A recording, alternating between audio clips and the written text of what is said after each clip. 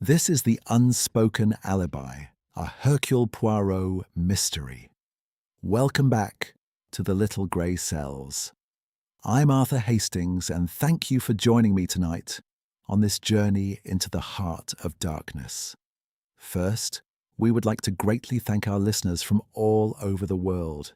If you're joining us for the first time, we invite you to subscribe and write a comment where you are from. The game was not what it appeared, and neither was the alibi. Dim your lights, Poirot yourself a tisane, and prepare to exercise your own grey cells. Chapter 1. The Invitation. It was the asymmetry of the envelope that first offended Hercule Poirot. He had been sitting in his London flat on a Tuesday morning in late September, engaged in the satisfying business of arranging his collection of cigarette cards into their proper sequence, when George, his valet, had entered bearing the Morning Post on a silver salver. Poirot had taken the letters with a murmur of thanks, noted with approval the precise alignment of the envelopes, and then experienced an immediate sense of wrongness. The third envelope from the top was tilted at an angle of perhaps 3 degrees. Poirot adjusted it with 2 careful fingers, restored harmony to the small universe of his correspondence, and only then permitted himself to examine the contents. The first 2 letters were bills which he set aside for George to attend to. The third bore the crest of the Athenaeum Club and contained a brief note from Sir Edward Mallory, Deputy Permanent Under-Secretary at the Foreign Office. The fourth was an invitation, written in a sprawling feminine hand on cream-coloured paper of excellent quality. Lady Augusta Winthrop requests the pleasure of Monsieur Hercule Poirot's company at Dinsmere Court, Hampshire, for an Alibi Weekend, Friday 27th September to Monday 30th September. Poirot read this twice, his eyebrows ascending by small, precise increments. An Alibi Weekend, he murmured. Quelle absurdité. He turned to the note from Sir Edward, which proved to be both illuminating and, in Poirot's view, insufficiently apologetic. My dear Poirot, I write to ask a considerable favour. Lady Augusta Winthrop, with whom you will be acquainted by reputation if not in person, is hosting what she terms an Alibi Weekend at Dinsmere Court. The premise is an innocent entertainment. Each guest is to provide a detailed account of their whereabouts at a specified time, complete with witnesses and corroborating detail. Lady Augusta believes this will demonstrate the unreliability of memory and the difficulty of establishing an alibi. I would not trouble you with what is, on its face, a harmless parlour game. However, certain circumstances have made it desirable that someone of discretion and observation should be present. I cannot provide details in writing, but I give you my word that the matter touches upon questions of national interest. I have taken the liberty of accepting on your behalf. The house party includes several individuals whose names would be familiar to you, though I rely upon your discretion to approach the weekend with every appearance of a guest attending purely for his own amusement. Your obedient servant, Edward Mallory Poirot, laid both letters on his desk and tilted his head to regard them with the expression of a man contemplating a dish of uncertain provenance. George, he called. The valet reappeared with the promptness that suggested he had been hovering within earshot, which indeed he had been. Sir Edward Mallory has accepted an invitation on my behalf, Poirot said. Without consulting me, without seeking my permission, he has committed me to attend a weekend house party in Hampshire, where I am to participate in what is described as an alibi weekend. Indeed, sir, said George, in the tone of a man prepared to pack for the trenches should the necessity arise. "You do not ask what an alibi weekend might be, Georges." "I had assumed, sir, that it would be explained in due course." "It is a party game, Georges, a theatrical entertainment. The guests are to provide accounts of where they were at a particular time, as though constructing an alibi for a crime that has not occurred. Lady Augusta Winthrop believes this will demonstrate something significant about the unreliability of human memory." Poirot paused, smoothing his moustache with one finger. "It is," he said at last, "grotesque." "Yes, sir. And I have been enlisted without my consent." "So it would appear, sir." "By a gentleman from the Foreign Office who assures me the matter touches upon questions of national interest, but declines to provide any actual information." "The Foreign Office, sir, has always had its own approach to clarity." Poirot rose from his chair and walked to the window, where he stood looking down at the quiet street below. A delivery boy cycled past. A woman walked a small dog of indeterminate breed. The world continued its orderly progress, untroubled by alibi weekends. "Order, Georges," he said, "is the first necessity of civilization. Method, system, the proper arrangement of facts. These are the tools by which we impose sense upon chaos." "Yes, sir." "A party game based upon the construction of false alibis is an affront to order. It makes theatre of the tools of justice. It is frivolous." "Quite so, sir." "And yet," Poirot turned from the window, "Sir Edward Mallory is not a frivolous man. If he requests my presence, there is reason. If he speaks of national interest, however vaguely, there is purpose." He returned to his desk and examined the invitation once more, noting the quality of the paper, the confident loops of Lady Augusta's handwriting, the embossed address. "Dinsmere Court," he murmured. "Hampshire, the seat of the Winthrop family. Old money, older pretensions." "I believe the family has certain colonial connections, sir," George offered. "Investments in India and Malaya, if memory serves." "Ah," Poirot's eyes gleamed. "Colonial investments, which means, perhaps, questions of propriety, questions of how certain fortunes were made." "It has been suggested, sir, though never proven." "And where there are questions of propriety, Georges, there are also questions of reputation. And where reputation is at stake, people become careful." Poirot tapped the invitation with one immaculate fingernail. "Very well. We shall attend Lady Augusta's Alibi Weekend. We shall play her little game. We shall observe who constructs alibis with ease and who does so with difficulty. And perhaps we shall learn why the Foreign Office believes it necessary for Hercule Poirot to bear witness to this entertainment." "Very good, sir. I shall pack accordingly." 3 suits, Georges. The grey, the navy, and the pinstripe. I do not know what the weekend will bring, but I intend to face it properly dressed." "And your evening clothes, sir?" "But naturally, one must always be prepared for dinner." George withdrew, leaving Poirot alone with the Morning Post and his thoughts. The detective stood for a moment longer by his desk, then picked up the invitation once more. "An alibi weekend," he said softly. "One wonders, Georges, if Lady Augusta understands what she has created. A gathering of people, each prepared to lie with conviction about their movements, each rehearsing the very skills that a murderer would require." But George had already gone, and the words were lost to the quiet of the flat. Friday arrived with unseasonable warmth and a sky the colour of tarnished silver. Poirot travelled down to Hampshire by train, sharing a first-class compartment with a bishop who fell asleep immediately after reading and snored with ecclesiastical conviction for the remainder of the journey.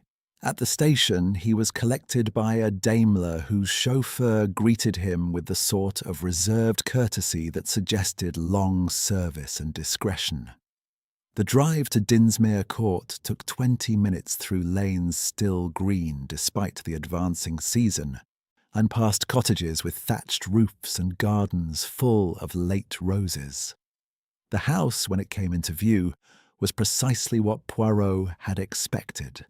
A sprawling Tudor manor with later Georgian additions that had been executed with more enthusiasm than taste.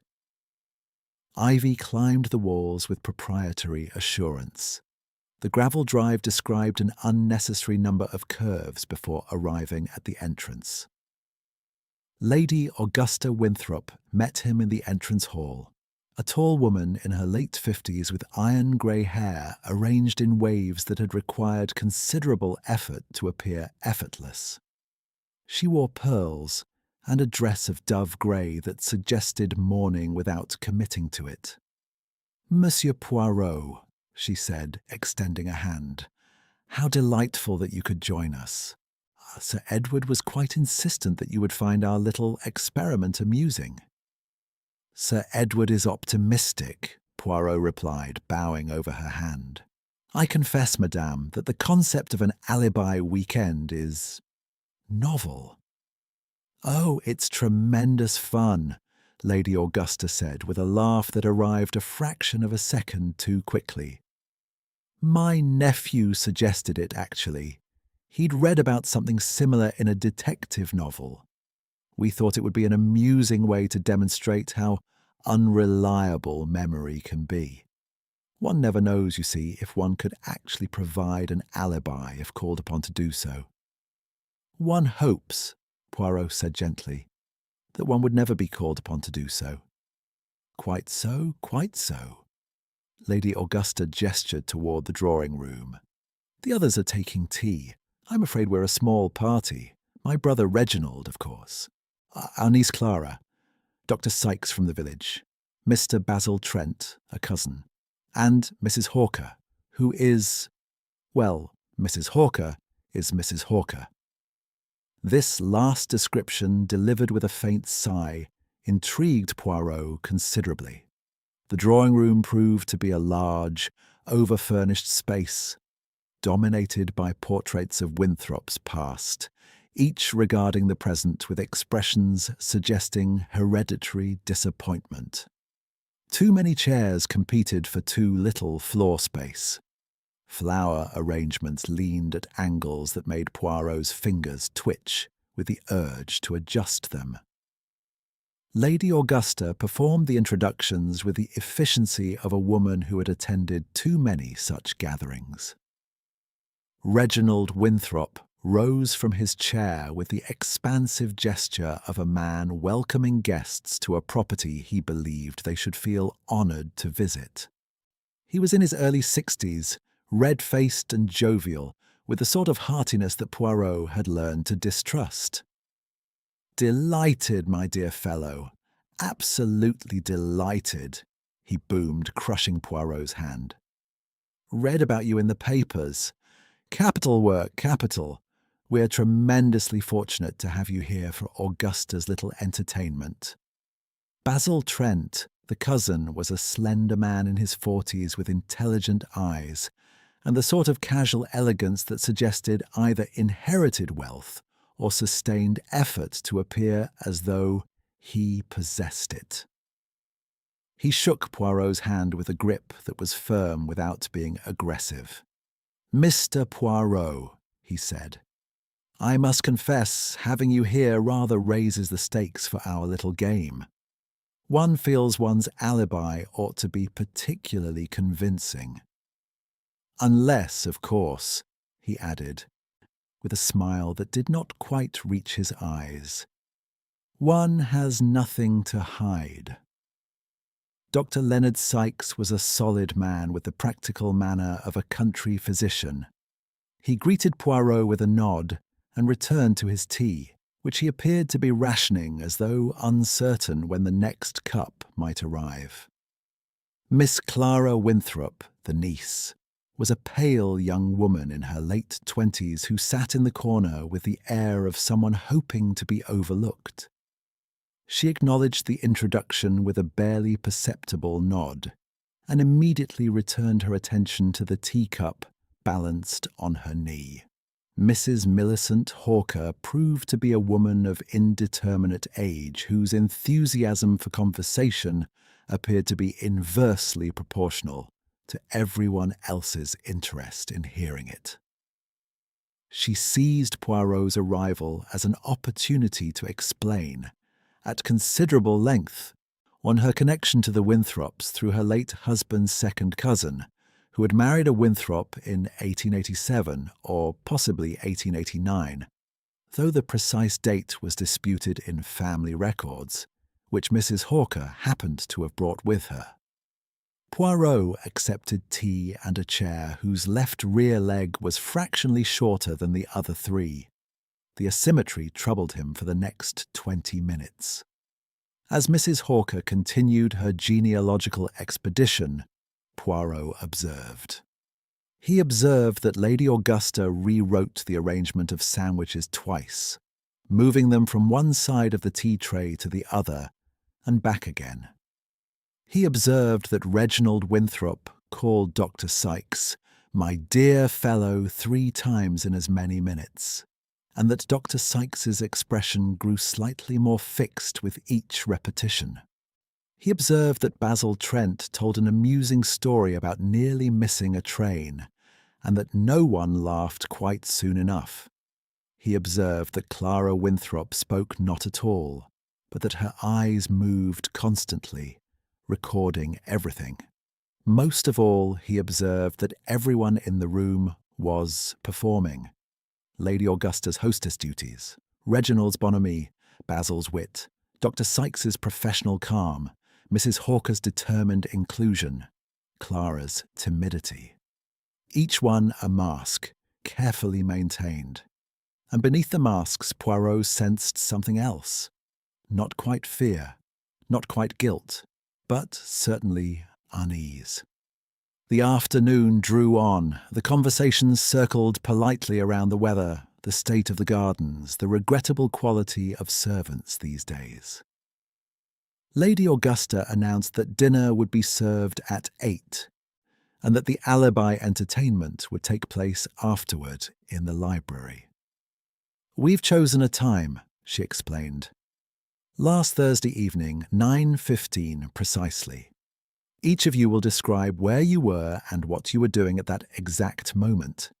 It should prove most illuminating." "And if we can't remember?" Basil asked lightly. "Then you shall have to construct something convincing," Lady Augusta replied. "That's rather the point, isn't it? To see how easily one can manufacture the appearance of truth." Poirot set down his teacup with care. "One wonders, madame," he said softly, "what purpose is served by learning to lie convincingly?" The room became very quiet. Even Mrs. Hawker stopped talking. Lady Augusta laughed, but the sound was brittle. "Oh, Monsieur Poirot," she said, "it's only a game." "But of course," Poirot replied with a small bow. "A game, nothing more." Yet, as he rose to be shown to his room, he caught Clara Winthrop's eye for just a moment. She looked away immediately, but not before he saw something in her expression that troubled him. It was fear. Chapter 2. The Performance. Begins dinner was served with the sort of ceremony that suggested Lady Augusta believed ritual could substitute for warmth. The dining room was cavernous, its walls lined with dark panelling that absorbed light rather than reflected it. A chandelier hung above the table, its candles supplemented by electric bulbs that had been added with reluctance and positioned as though ashamed of their modernity. The effect was neither one thing nor the other, which Poirot found typical of the house as a whole. though the seating plan had been changed twice before the soup arrived. Lady Augusta had consulted a small card, frowned, summoned the butler, and rearranged 3 of the guests with the determination of a general positioning artillery. Poirot found himself between Mrs. Hawker and Dr. Sykes, a placement that suggested either punishment or strategy. The meal proceeded through its courses with the inexorable quality of a slow train. The soup was tepid. The fish arrived in a sauce that had separated. The roast beef was adequate, which was perhaps the most damning thing one could say about it. Conversation limped along, hampered by the unnatural distance between diners that the oversized table imposed. Reginald Winthrop, at the head, held forth on the difficulties of modern estate management. Lady Augusta, at the foot, maintained a smile that suggested her face might crack if she relaxed it. Between them, the guests contributed what was required and no more. Poirot listened more than he spoke. He noted that Basil Trent drank steadily, but without apparent effect, that Clara Winthrop cut her meat into pieces so small they might have been intended for a child, that Dr. Sykes kept glancing at his watch, as though counting down to some appointment, that Mrs. Hawker ate with surprising speed for someone who talked so much, a talent that required considerable coordination. It was over the pudding, a treacle tart that tasted of duty rather than pleasure, that Lady Augusta made her announcement. "We shall take coffee in the library," she declared, "and then, if everyone is agreeable, we might proceed with our little entertainment." "The alibi game," Basil said, raising his glass. "I've been rehearsing all afternoon." "Have you indeed?" Lady Augusta's smile remained fixed. "How very thorough." "Well, one doesn't wish to disappoint, particularly with Monsieur Poirot in attendance. Rather like performing Shakespeare with the critic from the Times in the front row." "I am no critic," Poirot said mildly, "merely an observer." "Ah, but you observe with such precision. It amounts to the same thing, doesn't it?" There was an edge beneath the lightness that Poirot did not miss. Nor, he thought, did anyone else at the table. The library was warmer than the dining room, with a fire burning in the grate and lamps lit on every surface. Books lined 3 walls, with their spines suggesting they were selected for appearance rather than use. The 4th wall consisted of French windows that looked out onto a terrace, currently invisible beyond the reflection of the room itself. Chairs had been arranged in a loose semicircle. Lady Augusta positioned herself beside a small escritoire on which lay several sheets of paper covered in her distinctive handwriting. "Now then," she began, once everyone had settled with coffee. "The rules are quite simple. Last Thursday evening at precisely 9:15, where were each of you? What were you doing? Who, if anyone, was with you? The object is to be as specific as possible. Times, locations, witnesses, all the elements one would need to establish an alibi." "And the purpose?" Dr. Sykes asked. "To demonstrate how difficult it is to account for one's movements, even in ordinary circumstances. How unreliable memory becomes. How easily details slip away or become confused." "Or invented," Basil murmured. Lady Augusta chose not to hear this. "I shall go first to demonstrate. Last Thursday at 9:15 I was in this very room, writing letters. I had been here since 8 o'clock, having finished dinner at 7:30. My maid brought me tea at 9 precisely, and found me at the desk. I wrote 3 letters, one to my dressmaker, one to the vicar about the harvest festival, and one to my bank manager. All three can be produced if required, complete with dates and postmarks. She looked around with satisfaction. You see? Quite straightforward. Who would like to go next? Mrs. Hawker's hand shot up with the eagerness of a student desperate to please. Oh, I shall. This is tremendous fun. Last Thursday at 9:15, I was on the train returning from London. I had been visiting the British Museum to consult their genealogical records. I have the ticket stub in my diary. The train departed Waterloo at 7:35, which I know because I consulted the timetable beforehand, and arrived at Ashford at 9:28. So at 9:15 I would have been, let me see, somewhere between Basingstoke and Winchester, I believe, though I couldn't swear to it. There was a woman in my compartment who was knitting the most remarkable pattern, and we discussed her technique. She could vouch for me, though I'm afraid I didn't catch her name. She beamed at the assembly, delighted with her performance. Basil went next. His account was delivered with the ease of a man accustomed to holding an audience. He had been at his club in London, he explained, having dinner with a friend whose name he declined to mention. A lady, and discretion forbids, before catching the late train to Hampshire. At 9:15 precisely he had been in the smoking room, reading the evening papers. The steward could confirm it. He produced a club receipt from his pocket, with a flourish. Dr. Sykes spoke reluctantly, as though the exercise pained him. He had been in his surgery, he said, attending to a patient. An elderly gentleman with gout. The consultation had begun at 8:45 and concluded at 9:30. The patient's name was Mr. Aldridge. The address could be provided if necessary. Though I'm not sure what the point is, he added. None of us committed a crime. Not yet, Basil said and laughed. No one else did. Clara Winthrop was invited to speak. She did so in a voice barely above a whisper, her eyes fixed on her hands.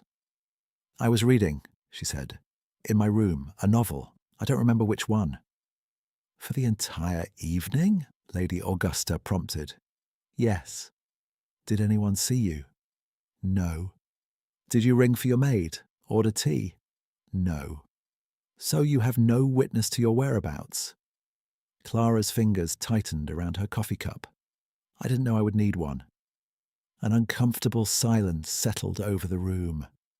Lady Augusta made a note on her papers with unnecessary emphasis. Reginald Winthrop rose from his chair, glass in hand. His bonhomie had increased in proportion to his wine consumption. My turn, then. Splendid exercise, Augusta. Really splendid. Shows the importance of precision. What? Now let me see. Thursday evening, 9:15. I was in this very library, as it happens, writing letters, like Dear Augusta, correspondence with my solicitor about some tedious business with the estate. Spent the whole evening at it, from dinner until nearly midnight. Perfectly dreadful bore, but necessary.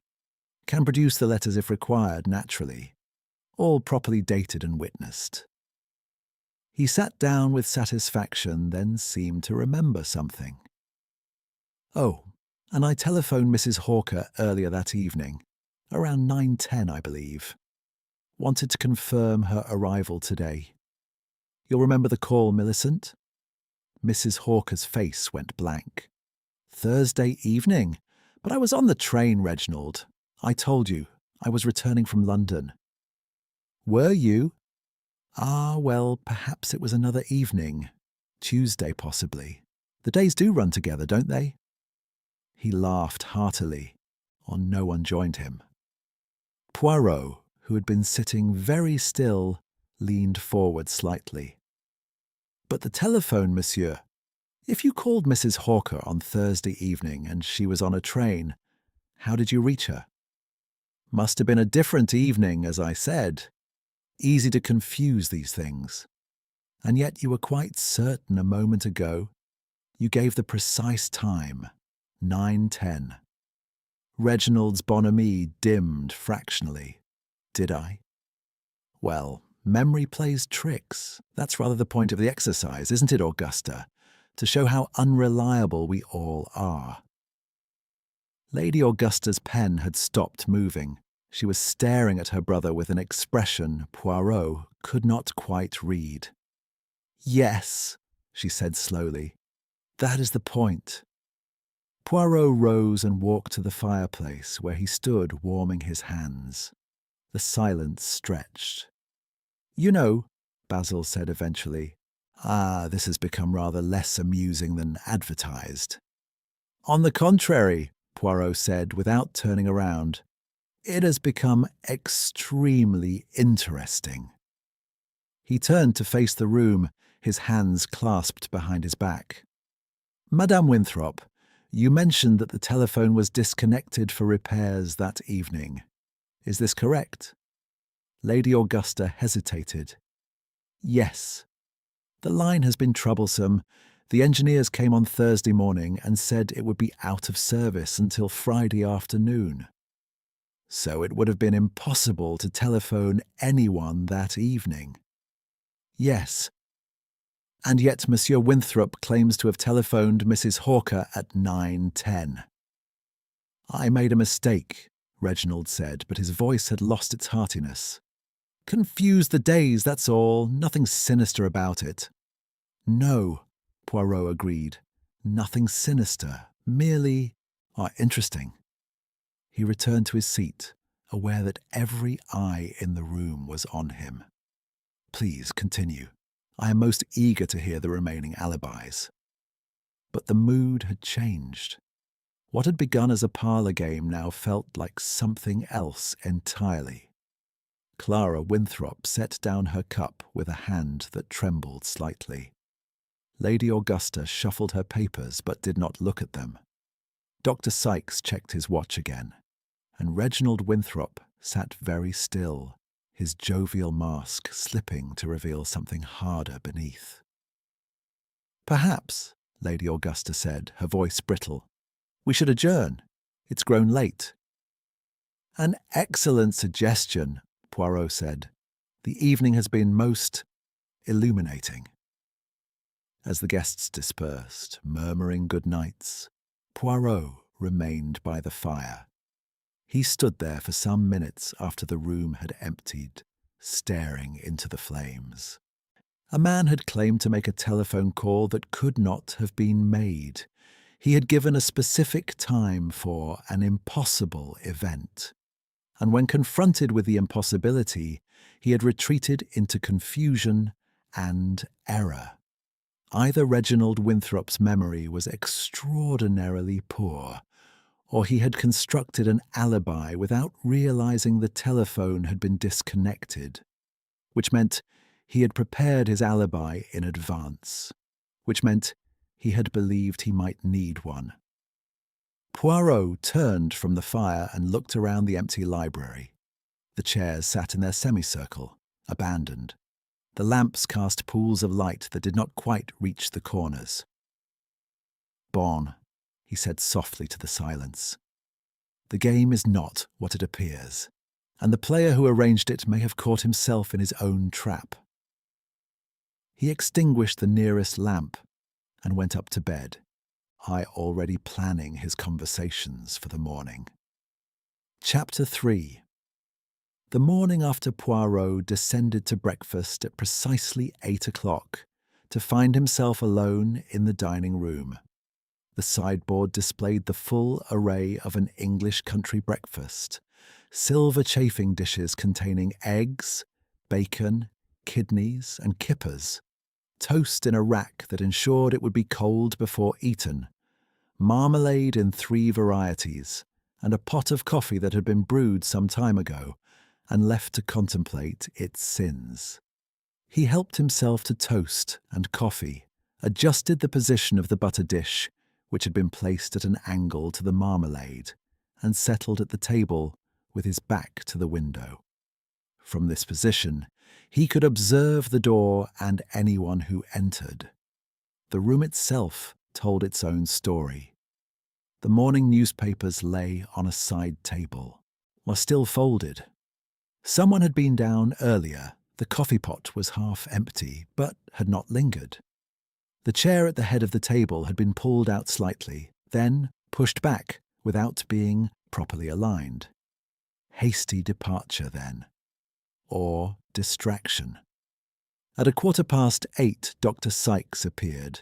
He nodded to Poirot, collected a plate of eggs and bacon with the efficiency of a man who ate for fuel rather than pleasure, and sat 4 chairs away.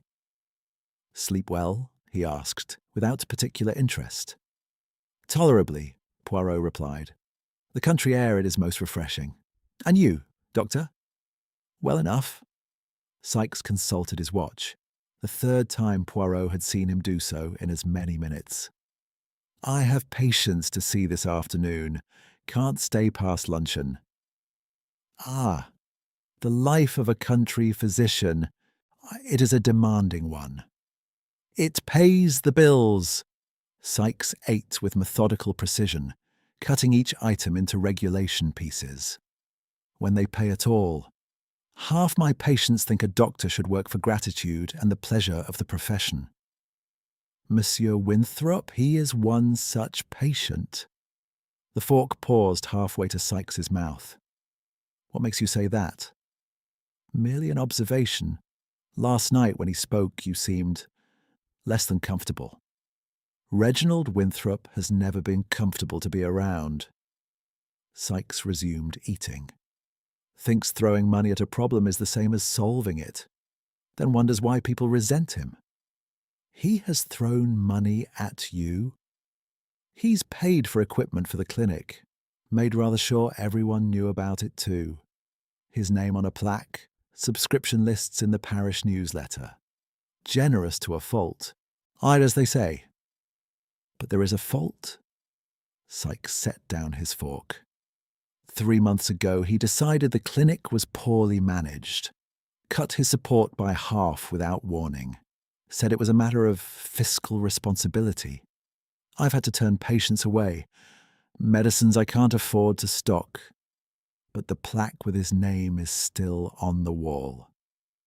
This must have caused you considerable difficulty." "It caused difficulty for people who needed help. I merely work there." The bitterness in his voice was carefully controlled, but unmistakable. Poirot filed it away. Basil Trent entered next, looking surprisingly fresh for someone who had drunk his way through dinner.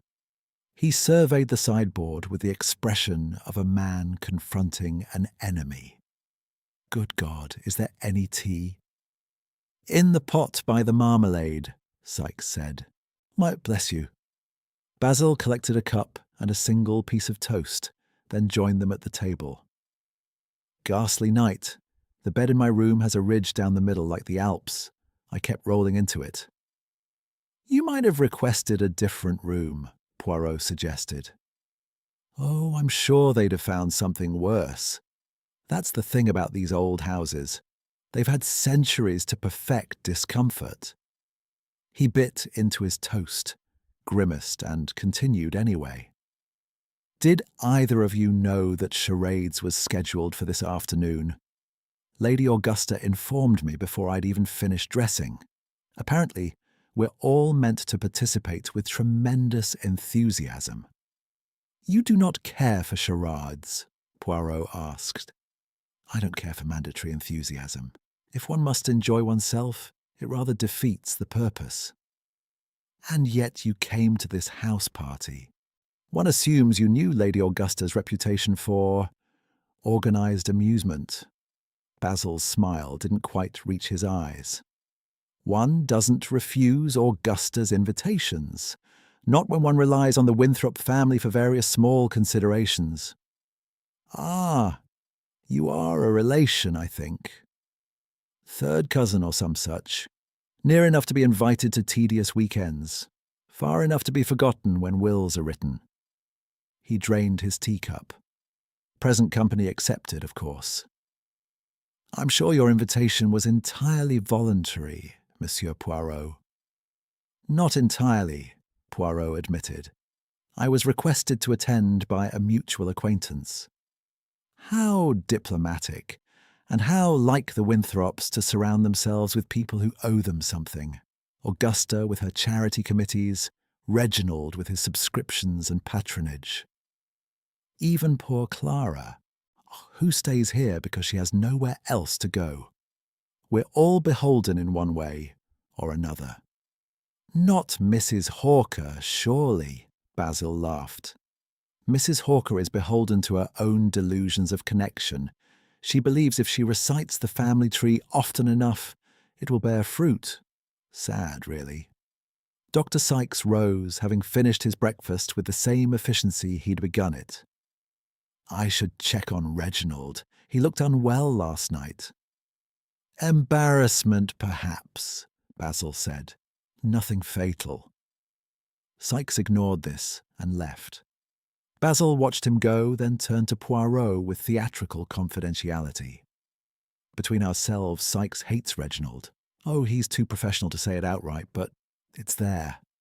Reginald treated him abominably over that clinic business. Made promises, broke them, then acted the injured party when called on it. The man's a bully dressed in country tweeds. And yet you remain here.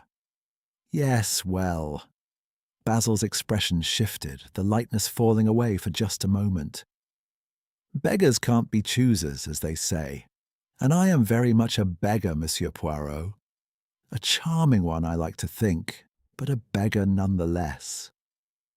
Before Poirot could respond, Lady Augusta swept in, dressed for the morning with the same careful precision she brought to everything. She was trailed by Clara, who looked as though she had not slept. Ah, gentlemen, I trust you breakfasted well. Lady Augusta began loading a plate with the sort of dedication that suggested eating was another duty to be discharged. Clara, dear, you must eat something. You're pale as a ghost. I'm not hungry. Nonsense. Toast at the very least. Lady Augusta secured a slice and deposited it on a plate, which she pressed into Clara's reluctant hands. We have a full day planned. Charades this afternoon, then a light supper, and perhaps bridge afterward if everyone is agreeable. Delightful, Basil murmured. Lady Augusta either didn't hear or chose not to. She settled at the table and began eating with mechanical efficiency, addressing the room at large. My brother has decided to breakfast in his room this morning. He felt rather under the weather after last night's entertainment. I've sent Dr. Sykes up to look in on him. Nothing serious, I hope, Poirot said. Oh, I'm sure it's nothing. Reginald has never had the constitution for late nights. He'll be right as rain by luncheon. But her voice carried an edge of uncertainty that contradicted her words. Clara had been tearing her toast into progressively smaller pieces, none of which had been eaten. She looked up suddenly, her voice so quiet that everyone leaned forward to hear. He wasn't well yesterday either, before dinner. I saw him in the library, holding his arm. His arm? Lady Augusta frowned. What do you mean? As if it pained him. He didn't see me watching. When I asked if he was all right, he said it was nothing. But he looked... Looked what? Basil prompted. Frightened. The word fell into the room like a stone into still water. Lady Augusta set down her fork with a sharp click. Nonsense. Reginald is never frightened. You must have misread his expression. Perhaps, Clara said, but she didn't sound convinced. Footsteps sounded in the hall. Dr. Sykes reappeared in the doorway, his face carefully neutral in the way that doctors learn when they have bad news to deliver. Lady Augusta, a word, if you please. She rose immediately, her breakfast forgotten. They spoke in low tones by the door, but Poirot, whose hearing was excellent, caught fragments. Pulse is irregular. Recommend bed rest. Perhaps send for... Lady Augusta's response was too quiet to hear, but when she returned to the table, her composure had cracked slightly. Reginald will be staying in bed today. Nothing to concern yourselves with. Dr. Sykes has everything in hand. She forced brightness into her tone. The charades will have to proceed without him. Clara, perhaps you might organize the teams. Clara nodded mutely. The breakfast continued, but the mood had shifted. Basil made no more jokes. Lady Augusta pushed food around her plate without eating. Clara excused herself after 2 minutes and fled. Only Poirot remained calm, sipping his coffee and observing. A man had attempted to construct an alibi for a crime that hadn't occurred. That same man had looked frightened the day before. And now that man was ill, with an irregular pulse and pain in his arm. Poirot knew the symptoms. He had seen them before, in other cases, other houses. He rose from the table, bowed to Lady Augusta, and made his way to the library, where he stood looking at the chair Reginald Winthrop had occupied the night before. "Bon," he said quietly. "The game, I think, is nearly over. The only question is whether it ends in farce or tragedy." He suspected rather strongly that it would be tragedy. Chapter 4. The Discovery. The library, in daylight, revealed details that candlelight had softened. The books were arranged by size rather than subject, which offended Poirot's sense of order. A globe in the corner showed political boundaries that had been obsolete for a decade. The desk by the window bore scratches that suggested it had been moved repeatedly, never quite finding its proper place. Poirot examined the chair where Reginald Winthrop had sat. The cushion retained a faint impression. On the small table beside it sat a brandy glass, half full, with a thin film on the surface that indicated it had been standing overnight. He lifted the glass carefully and sniffed. Brandy, yes. But beneath it, something else. Bitter, medicinal. "Tiens," he murmured. Your footsteps in the hall made him set the glass down. Mrs. Hawker appeared in the doorway, breathless and clutching a notebook to her chest, like armour. "Oh, Monsieur Poirot, I didn't expect anyone to be here. I was looking for Lady Augusta. She promised to show me the family documents. There's a marriage record from 1823 that might resolve a question about the Dorset branch, you see, and—" "Madame Hawker." Poirot held up one hand. "Lady Augusta, I believe, is occupied with her brother this morning." "Yes, of course, poor Reginald. Though between ourselves—" She lowered her voice conspiratorially, though they were quite alone. "He didn't look at all well at dinner, flushed, you know, and perspiring. I thought at the time it might be apoplexy. My second cousin, once removed, had the very same symptoms before his attack. Of course, he was considerably stouter, but the signs are unmistakable to those who know them." "You are familiar with such symptoms?" "Oh, yes, I've made quite a study of medical conditions. It helps with the genealogical work, you understand. One must know what carried off which ancestor and when. Disease runs in families, Monsieur Poirot, just like everything else."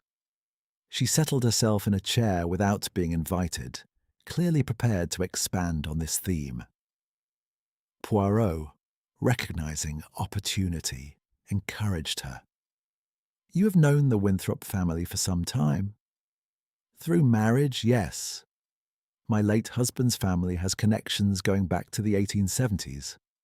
Not direct, you understand, but significant nonetheless.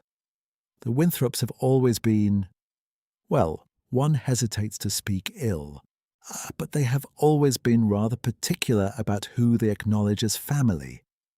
Reginald especially, very conscious of position. And Lady Augusta? Mrs. Hawker's expression suggested she had opinions on this subject and was delighted to share them. Augusta has spent her entire life managing Reginald's reputation. He makes the messes, she cleans them up. It's been that way since they were children. He was always the golden boy, the heir, the one everyone indulged. She was merely the sister, useful for pouring tea and arranging flowers. But she's the clever one, make no mistake. Everything in this house runs through her hands. Reginald may own it, but Augusta controls it. An interesting distinction. The Winthrop money comes from India, you know. Jute mills.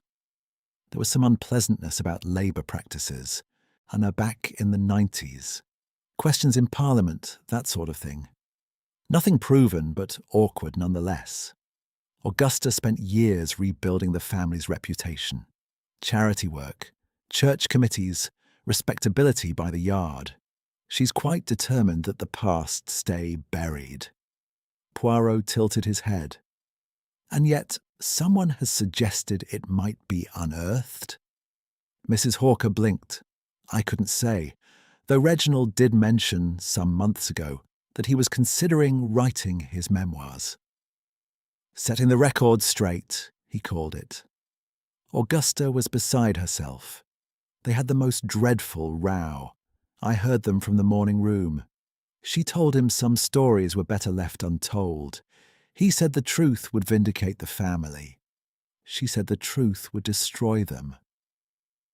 Mrs. Hawker paused, then added with satisfaction, I have excellent hearing. So it would seem. Of course, he dropped the idea eventually, or so I assumed. But men like Reginald don't like being told what to do, even by sisters who've spent a lifetime protecting them. Before Poirot could probe further, a scream echoed through the house. Not loud, but sharp and sudden, cutting through the morning quiet like a knife through silk. Mrs. Hawker gasped. Poirot was already moving towards the door. They found the source in the entrance hall. Clara Winthrop stood at the foot of the stairs, one hand pressed to her mouth, staring upward. Dr. Sykes was descending rapidly, his face grim. Lady Augusta emerged from the drawing room, moving with the swift efficiency of someone who had been expecting disaster and now faced its arrival. "What is it?" she demanded. "Clara, what's happened?" Clara couldn't speak. She pointed up the stairs. Dr. Sykes reached the bottom and addressed Lady Augusta directly. "I need you to send for the police, immediately." "The police? But surely—" "Lady Augusta." His tone carried the weight of absolute certainty. "Your brother is dead." The words fell into the sudden silence. Lady Augusta swayed slightly, then steadied herself against the newel post. "That's impossible. You said he merely needed rest. You said—" "I was wrong." Sykes's jaw tightened. "I'm sorry, but the police must be called. This is not a natural death." Basil Trent appeared from the morning room, took in the scene, and went very still. Mrs. Hawker made a small sound that might have been distress or satisfaction. It was difficult to tell. Poirot stepped forward. "Doctor, you are certain?" "Absolutely. The symptoms I observed this morning, combined with what I've just discovered, this was not heart failure. Someone has poisoned Reginald Winthrop." Lady Augusta made a sound like air escaping from a bellows. She drew herself up with visible effort. "That is an extraordinary accusation, Dr. Sykes." "It is a medical conclusion, Lady Augusta. I wish it were otherwise." "Who?" The word came from Clara, barely more than a whisper. "Who would do such a thing?" No one answered, But Poirot noticed how carefully no one looked at anyone else. They stood in the entrance hall like pieces on a chessboard, each isolated in their own square, and every one of them a potential player. "The brandy," Poirot said quietly. "The glass in the library. Was that the last thing Monsieur Winthrop consumed?" Sykes nodded. "He was drinking brandy when I saw him last night, after the game. He said it would settle his nerves." "Then the glass should be examined, if I may suggest." "Nothing should be touched," Sykes interrupted. "Everything must be left exactly as it is until the police arrive." "Quite so," Poirot agreed. "Though I wonder, Doctor, what made you revise your diagnosis? You seemed confident this morning that rest would suffice." Sykes met his gaze steadily. "When I returned to check on him half an hour ago, I found certain symptoms I had not observed earlier. Discoloration, muscular rigidity, a distinctive odour. Combined with the irregular pulse and the pain he complained of yesterday." He paused. "I should have recognized it sooner. The presentation was not typical, but it was there." "And the substance?" "I cannot say with certainty until a proper examination is made, but if I were to hazard a guess—" He glanced at Lady Augusta. "Digitalis, or something very like it." "Digitalis," Poirot repeated, "which is derived from—" "Foxglove. It grows wild throughout this country. In therapeutic doses it strengthens the heart. In excess, it stops it altogether." Mrs. Hawker spoke up, her voice trembling with excitement, poorly disguised as horror. "There's foxglove in the garden. Beds of it by the south wall. Lady Augusta planted it 3 years ago. Very decorative." Lady Augusta rounded on her. "Are you suggesting—" "I'm not suggesting anything. Merely stating a fact." "We are all stating facts," Poirot said, his voice cutting through the rising tension. "And facts, they must be examined with care. Doctor, you said Monsieur Winthrop complained of pain yesterday. In his arm, I believe Miss Winthrop mentioned?" Clara nodded mutely. "And he looked frightened. This is significant. A man prepares an alibi for Thursday evening. On Friday, he appears frightened and in pain. By Saturday morning, he is dead." Poirot paused. One might almost think he knew what was coming. "Knew?" Basil's voice was sharp. "You're saying Reginald knew someone was trying to kill him?" "I am saying he knew something, monsieur. What precisely, we shall discover." Lady Augusta's control finally broke. She sat down heavily on the bottom stair, her careful posture collapsing. "This is impossible. Reginald had no enemies. Everyone respected him." "Respected," Basil said with a bitter laugh. "Is that what we're calling it?" Lady Augusta looked up at him with something close to hatred. "Don't you dare, not now." "Why not now? He's past caring, and we're past pretending." Dr. Sykes moved between them. "I'll telephone the police from the hall. Everyone should remain where they are until they arrive." He left. The others stood in their awkward tableau, none quite looking at each other, all thinking private thoughts that showed on their faces for anyone trained to read them. Poirot studied each in turn. Lady Augusta, collapsed but still calculating. Basil, angry and afraid. Mrs. Hawker cataloguing every detail for future recounting. Clara, pale as paper and trembling. One of them had poisoned Reginald Winthrop. Or perhaps all of them had wished to, and one had simply acted first. The game was no longer a game, and the alibi they had rehearsed so carefully the night before would now matter very much indeed. Chapter 5. The inspector arrives. The police arrived at 11:30 in the form of Inspector Marsh, a solid man in his 50s with the patient manner of someone who had seen most varieties of human wickedness and was no longer surprised by any of them. He was accompanied by a sergeant whose name Poirot didn't catch, and a police surgeon who looked as though he would rather be anywhere else. Lady Augusta received them in the drawing room, having recovered her composure sufficiently to assume the role of bereaved hostess. She sat very straight in a wing chair, her hands folded in her lap, and answered the inspector's questions with admirable precision. Yes, her brother had seemed unwell the previous evening. No. He had not complained of anything specific. Yes, Dr. Sykes had been consulted. No, no one had suggested poison until this morning. Inspector Marsh made notes in a small book, his pencil moving with steady rhythm.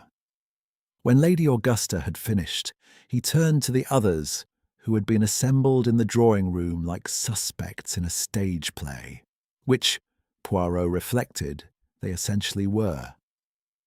I understand there was some sort of entertainment last night, an alibi game. The question hung in the air. Basil shifted in his seat. Mrs. Hawker opened her mouth, then closed it again. Clara stared at her hands. It was Poirot who answered. Indeed, Inspector. Each guest was asked to account for their whereabouts last Thursday evening at 9:15. It was presented as a parlour amusement. Peculiar sort of amusement. That was my own observation. Inspector Marsh's eyes were shrewd. And you are? Hercule Poirot, at your service. I am here as a guest, though my invitation came through unusual channels. Poirot. The inspector's expression shifted slightly. I've read about you. Worked with Chief Inspector Japp on that business at Styles, didn't you? I had that pleasure, yes. He speaks highly of you. Said you see things other people miss. Marsh closed his notebook. Then perhaps you can tell me if there's anything I should know about this household before I begin formal interviews. Poirot considered. The others were watching him with varying degrees of anxiety. The household, Inspector, is like many of its kind. Old money, older secrets, and a great deal of effort spent maintaining appearances. Monsieur Winthrop was planning to write his memoirs. This caused considerable distress to certain parties who preferred the past remain undisturbed. His sister, you mean? Among others. And did they have enemies, apart from the usual resentments that wealthy men accumulate? He had withdrawn financial support from the local clinic, which caused hardship to Dr. Sykes and his patients. He controlled the family inheritance, which made him the object of speculation by certain relations who found themselves in reduced circumstances. He was, by all accounts, a man who enjoyed exercising power, but did not always consider the consequences. So everyone had reason to dislike him. Dislike, yes. Murder, that is a rather different matter. Inspector Marsh reopened his notebook. Nevertheless, I'll need to speak with each of you individually, starting with whoever discovered the body. Dr. Sykes raised his hand slightly, as though answering a question in school. That would be me, Inspector. I went to check on him at approximately 10 o'clock this morning. Found him in bed, already deceased. The symptoms were consistent with digitalis poisoning. You're certain it was poison? As certain as I can be without a proper autopsy. But yes, I've seen it before. The discoloration, the rigidity, the smell, all characteristic. And digitalis comes from? Foxglove, common enough in gardens, fatal in sufficient quantity. Inspector Marsh made a note. Does anyone in this household have access to foxglove? An uncomfortable silence settled over the room. Mrs. Hawker broke it with her usual enthusiasm for disclosure. "There's quite a lot of it in the garden, Inspector. Lady Augusta planted it herself. Very fond of herbaceous borders, aren't you, Augusta?" Lady Augusta's expression could have frozen water. "I plant many things, Millicent. That hardly makes me a poisoner." "No one is suggesting," the inspector began, but Lady Augusta was not finished.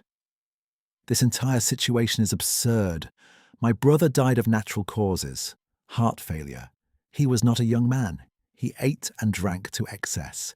He took no exercise. Dr. Sykes has made a mistake." "I have not made a mistake." Sykes's voice was level but firm.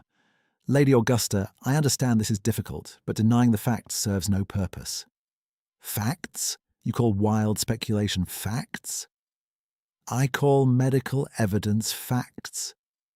Poirot intervened before the argument could escalate. "Inspector, if I might suggest, the glass in the library should be examined. Monsieur Winthrop was drinking brandy there after the alibi game concluded. If poison was administered, that would be the most likely vehicle." "Already being attended to." Marsh gestured toward the sergeant, who had slipped out some minutes earlier. "My men are going through the library now. Nothing will be touched without proper procedure." He turned back to the assembled company. "Now then, this alibi game. I want each of you to repeat exactly what you said last night. Start with you, Lady Augusta." What followed was a peculiar repetition of the previous evening's performance, stripped of its theatrical veneer and rendered grimly serious by circumstance. Each person recounted their alibi with varying degrees of discomfort. Lady Augusta, writing letters in the library. Mrs. Hawker on the train from London. Basil at his club. Dr. Sykes attending a patient. Clara reading alone in her room. And Reginald Winthrop, who had claimed to be writing letters in the library and telephoning Mrs. Hawker at 9:10 on an evening when the telephone was disconnected. Inspector Marsh seized on this immediately. So the deceased claimed to make a call that couldn't have been made? "He said he was mistaken about the day," Lady Augusta said quickly. "Memory plays tricks." "Or he was constructing a false alibi." The inspector looked at Poirot. "That's what you're thinking, isn't it?" "It is one possibility." "Why would a man need an alibi for Thursday evening if he wasn't killed until Saturday morning?" "An excellent question, Inspector. One might ask why any of these people needed alibis at all, since no crime had been committed when they provided them." Marsh considered this. "Unless someone was planning a crime and wanted to establish their whereabouts in advance." "Precisely. But if that's the case, why pick Thursday? Why not Friday, when the actual murder occurred?" Poirot smiled. "Because, Inspector, whoever planned this was very clever. They established alibis for a time when nothing happened, making the whole exercise seem like a harmless game. Then they committed murder on a different day entirely, when no one was thinking about alibis anymore. Except everyone here provided alibis anyway, at the victim's request." "Not at his request, Inspector. At Lady Augusta's. She organised the entertainment. She chose the time. She insisted everyone participate." Poirot glanced at Lady Augusta, whose face had gone very pale. She created, in effect, a perfect alibi for herself while drawing attention to everyone else's movements. The room erupted. Lady Augusta protested, Basil objected. Mrs. Hawker gasped with evident delight at this development. Only Clara remained silent, watching Poirot with enormous eyes. Inspector Marsh held up one hand. "Let's not jump to conclusions. Monsieur Poirot, You're suggesting Lady Augusta poisoned her own brother. I am suggesting nothing, Inspector. I am merely observing that she had means foxglove in her garden. Motive, to prevent her brother from publishing memoirs that would ruin the family reputation. And opportunity. She was alone in the library on Thursday evening, when the brandy could have been prepared. She had every reason to create the appearance of innocence while ensuring others looked guilty. This is monstrous! Lady Augusta's control shattered completely.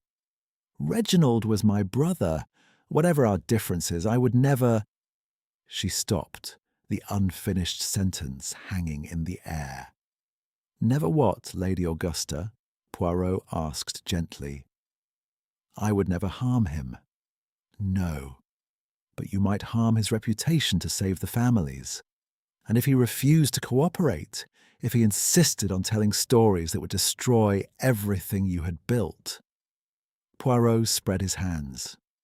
One might act to prevent such destruction, not from hatred, but from a lifetime of protecting what must be protected. Lady Augusta stood abruptly. I will not remain here to be accused by a foreigner who understands nothing about duty or family or sacrifice. Inspector, if you wish to question me further, you may do so through my solicitor. She swept from the room with remarkable dignity considering the circumstances. Inspector Marsh sighed. That went well. She did not deny it, Poirot observed. She didn't confirm it either. The inspector closed his notebook. Right, I'll need to interview each of you separately. Dr. Sykes, you first, if you please. The rest of you are to remain available. No one leaves the house without my permission.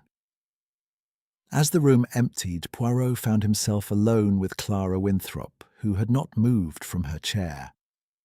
Monsieur Poirot, she said quietly, may I speak with you, privately? But of course, mademoiselle. She glanced toward the door, then leaned forward, her voice barely above a whisper. I lied last night, about where I was on Thursday, and I think someone knows. Chapter 6. Clara's Confession. Poirot guided Clara to the morning room, a smaller space that offered both privacy and a view of the drive, should Inspector Marsh require them. The room was decorated in faded chintz and smelled faintly of lavender and disappointment. Clara settled on the edge of a settee, her hands twisted together in her lap. Take your time, mademoiselle, Poirot said, arranging himself in a chair opposite. Tell me what troubles you. She spoke without looking at him, her voice steady but soft. Thursday evening, I said I was reading in my room. That wasn't true. Where were you? In the library, with Uncle Reginald. This Poirot had not expected. He leaned forward slightly. The library, the same place Lady Augusta claimed to be writing letters? Aunt Augusta wasn't there. Not when I arrived, at any rate. It was just Uncle Reginald and myself. We were arguing. About? Clara finally met his eyes. About my future, or rather, my lack of one. I have no money of my own, you see. My parents died when I was 12. Uncle Reginald was my guardian. He provided for my education, my clothing, everything. But I'm 28 now, Monsieur Poirot. I cannot live on charity forever. You asked him for independence. I asked him for what was mine. My father left a small trust. Not much, but enough to live modestly. Uncle Reginald controlled it. He refused to release it.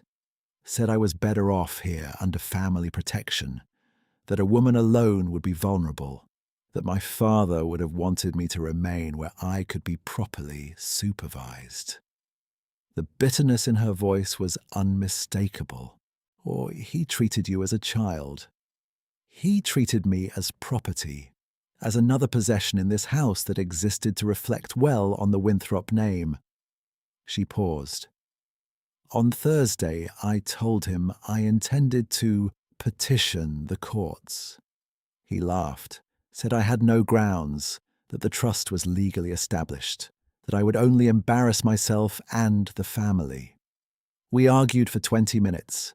I left at 9:35. I know because the hall clock struck as I passed it. And Lady Augusta. Did she know you were there? I don't know. The door was ajar. Anyone could have heard us. Uncle Reginald wasn't quiet about it. He never was when he thought he was in the right. Poirot steepled his fingers. You lied about your whereabouts because you feared how it would appear. Wouldn't you? I had motive, I was present, and now he's dead. And the trust reverts to me automatically under the terms of my father's will. Her voice broke slightly. I wanted my freedom, Monsieur Poirot, but not like this. Never like this. Why do you believe someone knows about your lie? Clara reached into her pocket and withdrew a folded piece of paper. She handed it to Poirot without comment. The note was brief, written in block capitals on common writing paper. I know where you were, Thursday. If you value your reputation, you will leave Dinsmere immediately. When did you receive this? This morning. It was on my breakfast tray, tucked under the napkin. I don't know who put it there, the maid possibly, but she would have no reason to write it herself. Unless someone paid her to deliver it. Yes. Poirot examined the paper. Inexpensive, available in any stationer's, and the handwriting disguised through the use of capitals. No signature, no specific threat beyond reputation. It was, he thought, the work of someone who wished to frighten rather than blackmail. Mademoiselle Clara, this note, it does not demand money. It demands your absence. Why would someone want you to leave? She shook her head. I don't know, unless they fear I saw something Thursday evening, something they don't want me to tell the police. Did you see something? Not in the library, but afterward when I left. I went upstairs by the back staircase. I didn't want to encounter anyone. As I reached the landing, I heard voices from Aunt Augusta's sitting room. The door was open a crack. Whose voices? Aunt Augusta and Dr. Sykes. They were arguing. Well, perhaps not arguing, discussing something urgent. I couldn't make out the words, but the tone was unmistakable. Aunt Augusta was angry. Dr. Sykes was trying to reason with her. At one point, she said something about obligations and betrayal. He said something about medical ethics and conscience. Then I heard footsteps and I fled to my room. Poirot absorbed this information. What time was this? Just after 9:35, perhaps 9:40. So Lady Augusta was not writing letters in the library at 9:15 as she claimed. She was in her sitting room with Dr. Sykes. It would seem so. And both of them lied about their whereabouts. Clara nodded miserably.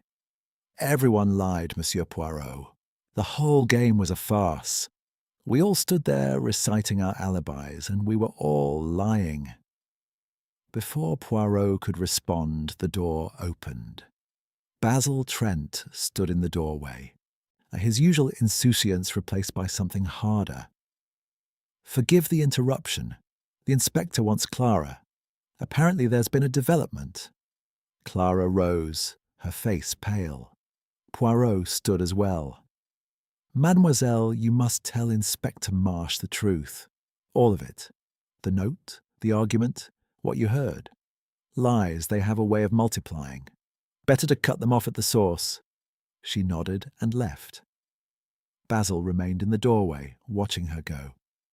She's terrified, he observed. With reason. Yes. Basil entered the room and closed the door behind him. I suppose you think I'm here to confess my own lies. You'd be right. He moved to the window, his back to Poirot. When he spoke again, his voice carried the weight of something long held in. I wasn't at my club Thursday evening. I was here, at Dinsmere Court. I arrived late afternoon and hid in the grounds until nightfall. I needed to speak with Reginald, and I knew if Augusta saw me, she'd have me thrown out before I could. Why would she do so? Because I'd been banned 6 months ago. Reginald discovered I'd borrowed money from one of his tenants. Not much, just enough to clear a gambling debt.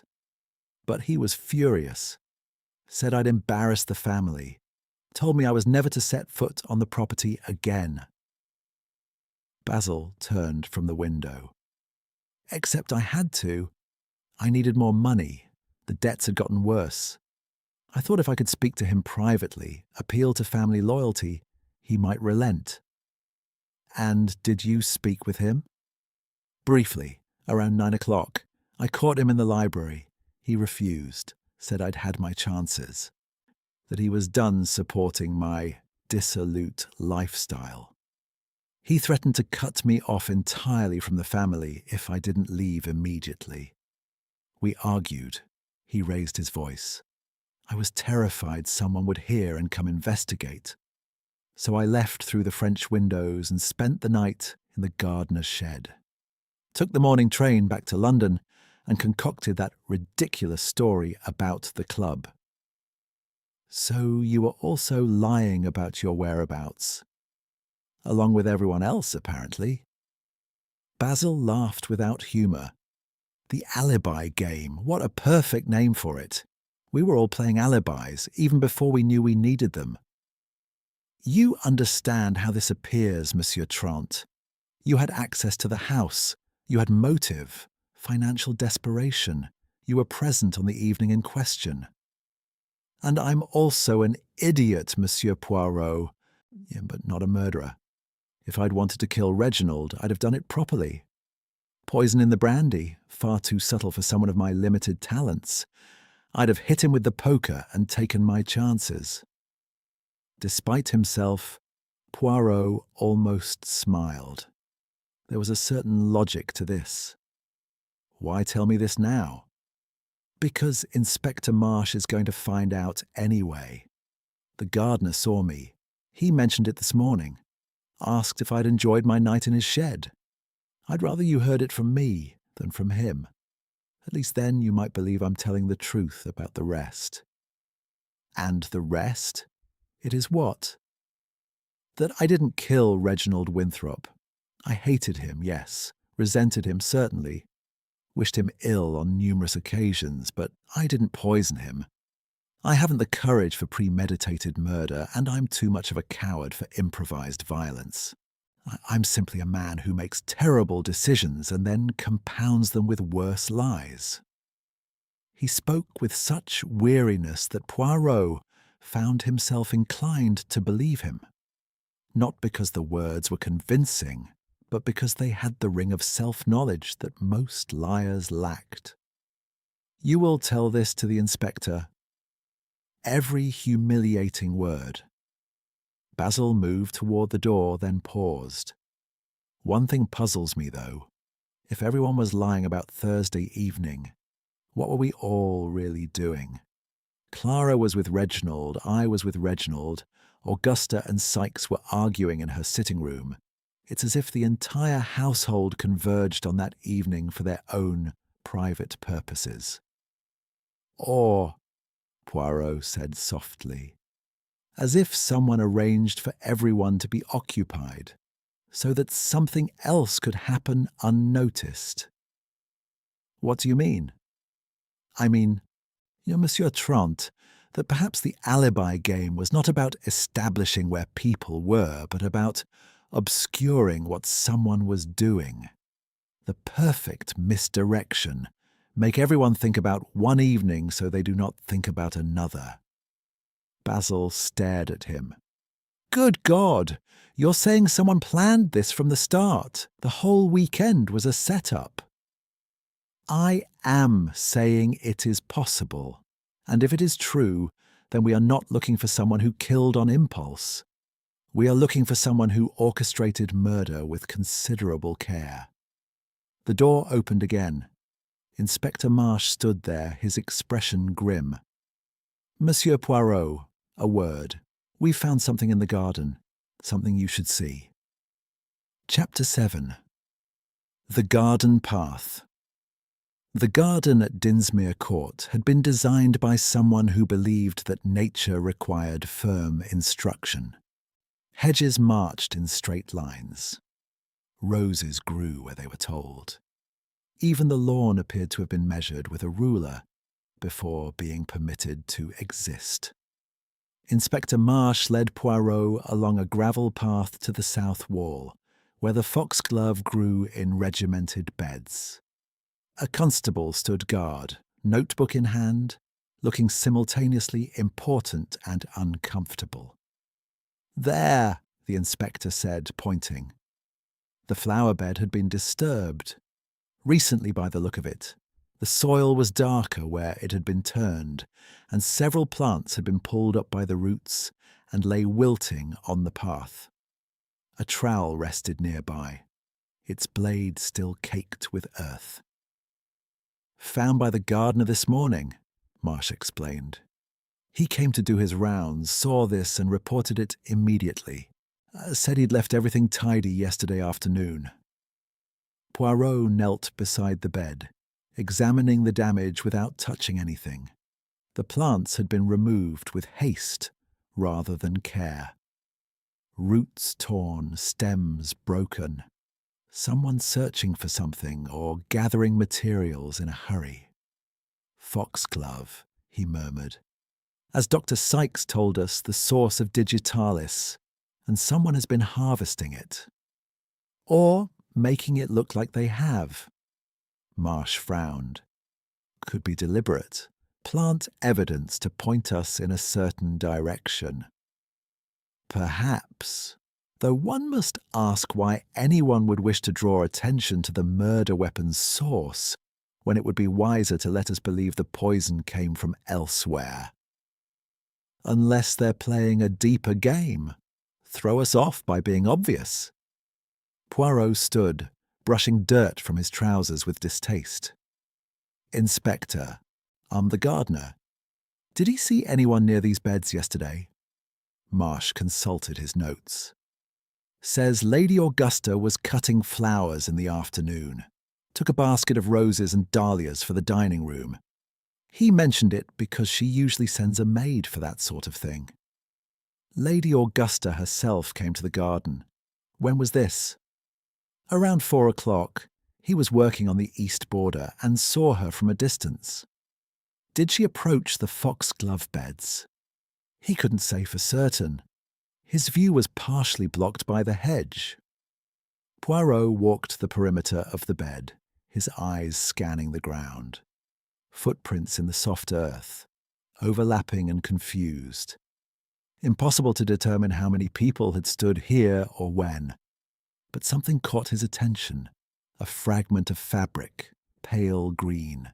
I caught on a thorny rose stem 3 feet from the foxglove. He pointed it out to Marsh, who retrieved it carefully. Looks like muslin, the inspector observed. Or possibly lawn. Good quality anyway. The sort of fabric used for a lady's dress. Half the women in England could have left that. Doesn't prove anything. No, Poirot agreed, but it suggests someone was here who wished to move quietly, away from the main path. Someone who did not wish to be observed. They returned to the house to find Mrs. Hawker waiting in the entrance hall, practically vibrating with suppressed information. Inspector! Oh, Inspector Marsh, I must speak with you immediately. It's about the trowel, the one in the garden. Marsh exchanged a glance with Poirot. What about it, Mrs. Hawker? It's Clara's, I'm certain of it. She has a small cutting garden behind the east wing, grows herbs and such. That trowel has her initials on the handle, C.W., carved by the blacksmith when she first arrived here. She was 14, poor child, and thought she might take up gardening. Of course, she lost interest within a month, but the trowel has been in the potting shed ever since. You're certain it's the same one? Absolutely. The handle has a distinctive crack near the top. I noticed it years ago when I borrowed it for my own use. Marsh made a note. Where is Miss Winthrop now? In her room, I believe. The poor girl looked quite distressed after your interview. Can you imagine? First her uncle dies, then she's questioned by the police. It must be terribly upsetting. No doubt. The inspector's tone suggested he had limited sympathy. Thank you, Mrs. Hawker. That's very helpful. She preened slightly, then remembered to look appropriately sombre. Of course, one must do one's duty, though I hate to think ill of Clara. She's always been such a quiet girl. After she bustled away, Marsh turned to Poirot. So, Clara Winthrop had motive, the trust fund, opportunity. She was arguing with the victim on Thursday evening, and now her trowel turns up in the foxglove bed. Circumstantial, Poirot said. Damning, though. Perhaps someone wishes it to appear damning. Poirot stroked his moustache thoughtfully.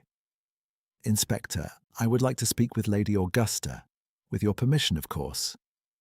Be my guest. I've got Dr. Sykes waiting for his second interview.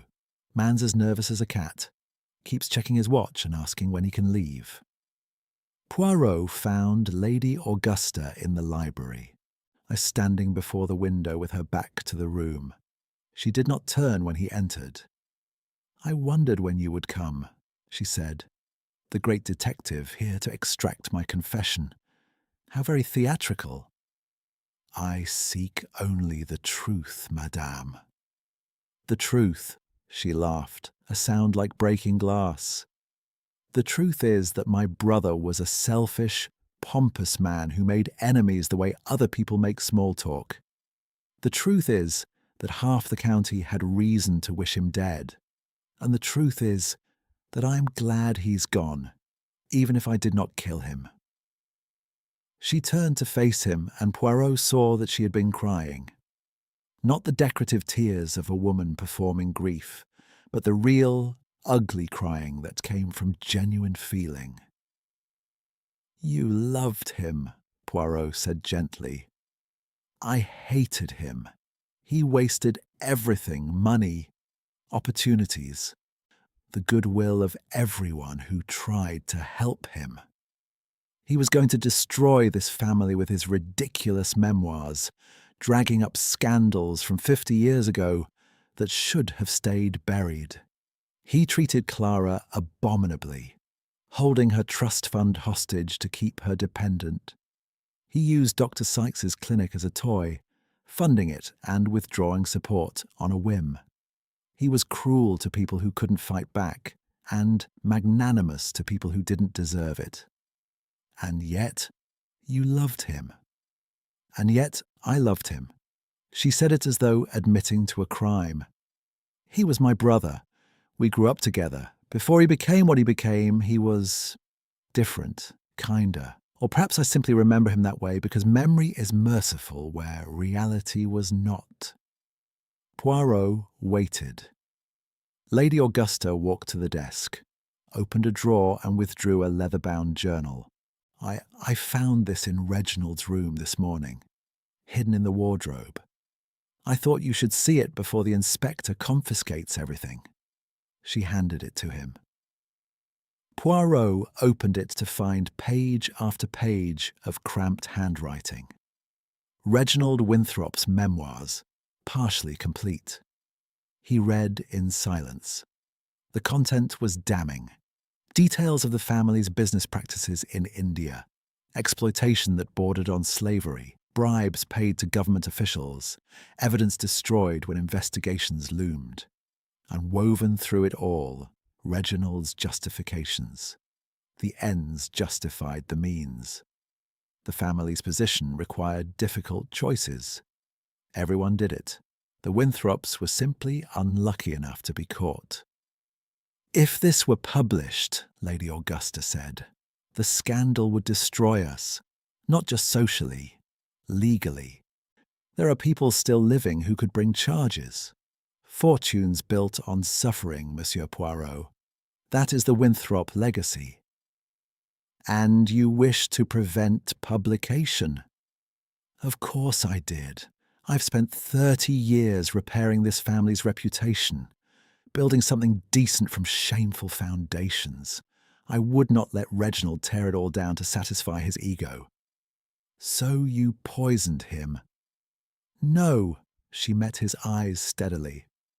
"I considered it. God forgive me, I thought about it more than once. But I did not do it. I am guilty of many things. Of protecting secrets that should have been exposed, of valuing reputation over truth, of putting family above justice. But I am not guilty of murder." Poirot studied her face. She was lying about something, that much was clear, but about the murder itself he was less certain. "Madame, on Thursday evening you were not writing letters in the library as you claimed. You were in your sitting room, arguing with Dr. Sykes. Clara heard you. What were you discussing?" Lady Augusta's composure cracked further. How did you—" "The truth, madame. It is the only path forward now." She sank into a chair, the journal clutched in her hands. When she spoke, her voice was barely audible. "I was asking him to declare Reginald mentally unfit, to have him committed or at least declared incompetent to manage his affairs. I told him I would pay handsomely for the diagnosis. He refused, said he would not compromise his medical ethics, not even for money. We argued. He threatened to report me to the authorities for attempting to bribe a physician." "And you said?" "I said I would ruin him. Spread rumors about his competence, his drinking, his treatment of patients. I would ensure he never practiced medicine again. It was an empty threat. I have no such power, but I was desperate, and desperation makes one cruel." "So Dr. Sykes had two motives to wish your brother dead: the withdrawn clinic funding, and your threats to destroy his career." Lady Augusta looked up sharply. "You think Leonard killed Reginald?" "I think, madame, that everyone in this house had motive, means, and opportunity. The question is not who wanted Reginald Winthrop dead. The question is who wanted it badly enough to act." The door opened. Inspector Marsh stood there, his face grave. "Monsieur Poirot, Dr. Sykes has disappeared. His room is empty. His bag is gone. And the gardener reports seeing him leave by the back gate 20 minutes ago, carrying a walking stick and heading towards the woods." Chapter 8. The Flight Inspector Marsh was already issuing orders. Constables dispatched to search the grounds, telegrams sent to neighbouring villages, a description circulated to the railway station. The machinery of pursuit ground into motion with practised efficiency. Poirot did not move. He stood in the library doorway, his head tilted at the angle that George would have recognised as indicating profound thought. "You're not running after him," Marsh observed between orders. "I am not." "Any particular reason?" "Several. First, I'm not built for running. Second, your constables will manage quite adequately without me. And third, I do not believe Dr. Sykes is fleeing because he is guilty." Marsh paused. "Then why run?" "Because, Inspector, an innocent man who appears guilty will sometimes panic, particularly if he believes the evidence against him is insurmountable." Poirot gestured toward the garden. "Consider what we have discovered. The foxglove has been harvested. The trowel belongs to Miss Clara. But who reported finding both? Mrs. Hawker, who has shown remarkable eagerness to provide incriminating information about everyone except herself. You think she's lying? I think she is directing our attention with great precision. And I wonder why. Before Marsh could respond, a constable appeared with news. Dr. Sykes had been spotted on the road to the village, walking rapidly. He had not attempted concealment. More of a walk than a run, sir. Like a man with an appointment to keep. An appointment, Poirot repeated. Not an escape. Interesting. Marsh collected his coat. I'm going after him. Poirot, you're welcome to remain here and theorize. I prefer to deal in facts, and the fact is that our prime suspect has fled. He has not fled, Inspector. He has departed. There is a difference. But yes, go after him. I shall remain here and, as you say, theorize. After Marsh left, Poirot returned to the drawing room where the remaining guests had congregated with the uneasy solidarity of survivors. Mrs. Hawker occupied the best chair and was holding forth on the drama of it all. Basil had claimed the window seat and was staring at nothing. Clara sat apart, her hands folded, her face blank. Lady Augusta was absent. Poirot seated himself and allowed the conversation to wash over him. Mrs. Hawker's monologue required no participation, and only periodic sounds of acknowledgement, which he provided automatically while his mind worked elsewhere. Dr. Sykes had not killed Reginald Winthrop. Of this, Poirot was increasingly certain. The man had motive, yes, opportunity, certainly, but he lacked something essential, the peculiar coldness required for premeditated murder. Sykes was angry, resentful, perhaps even bitter, but he was not a killer, which meant the real murderer was still here, still performing innocence, still waiting to see if their carefully constructed alibi would hold. Monsieur Poirot, Clara had approached without him noticing. She stood before him, pale but composed. Mademoiselle, you have recovered from your interview with the inspector. As much as one can recover from being suspected of murder. She glanced at Mrs. Hawker, who was now describing Dr. Sykes's demeanour to Basil with theatrical enthusiasm. May we speak, privately? They withdrew to the conservatory, a glass-walled room filled with palms and orchids that no one had watered in some time.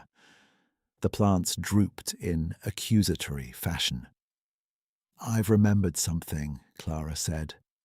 About Thursday evening, after I left Uncle Reginald in the library, after I heard Aunt Augusta and Dr. Sykes arguing. I went to my room, but I couldn't sleep. Around 11 o'clock, I went downstairs for a book. The library door was ajar. I looked in. Uncle Reginald was there, but he wasn't alone. Who was with him?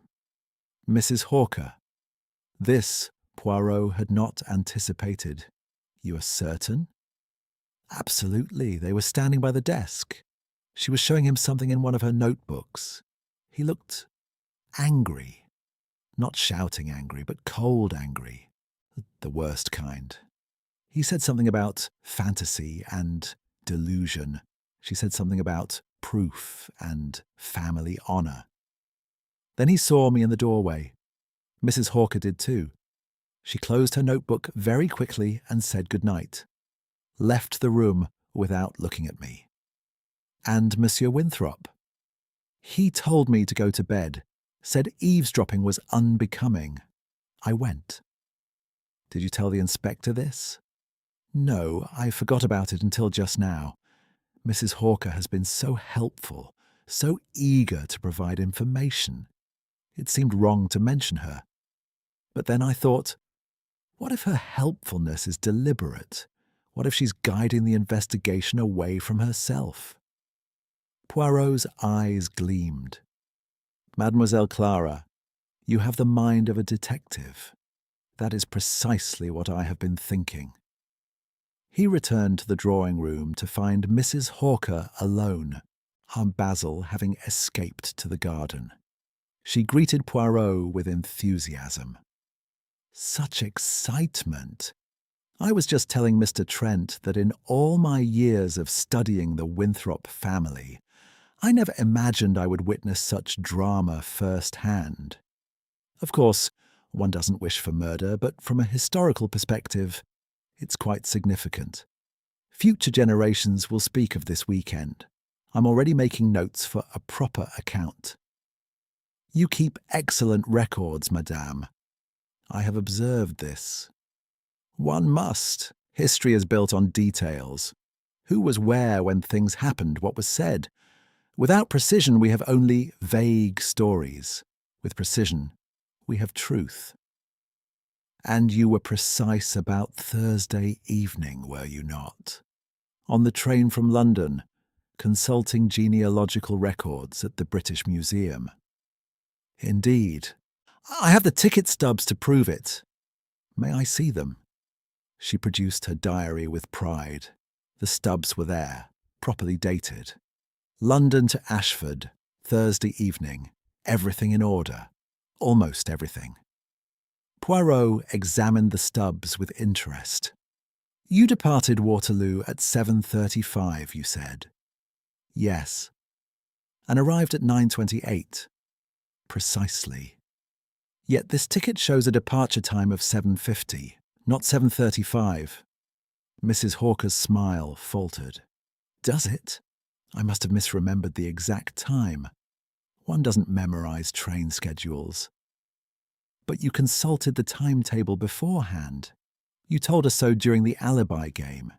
You said you knew the train departed at 7:35 because you had checked. Well, yes, but...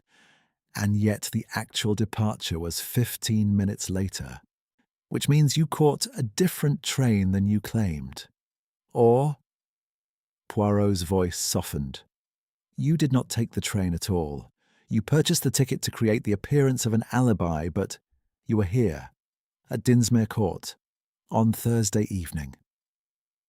The room went very quiet. Mrs. Hawker's hands tightened around her diary. That's absurd. Why would I lie about such a thing? Because you were here to confront Monsieur Winthrop about something in your notebooks, something you called proof, something concerning family honour. Poirot leaned forward. Madame, I know you were in the library with him at 11 o'clock. Miss Clara saw you. What were you showing him? Mrs. Hawker's face crumpled. For a moment, she looked nothing like the bustling, cheerful woman who catalogued family trees. She looked old and tired and desperately sad. It wasn't about honour, she said finally. It was about lies. The Winthrops have spent a century lying about who they are, erasing people from the family tree, people like my grandmother.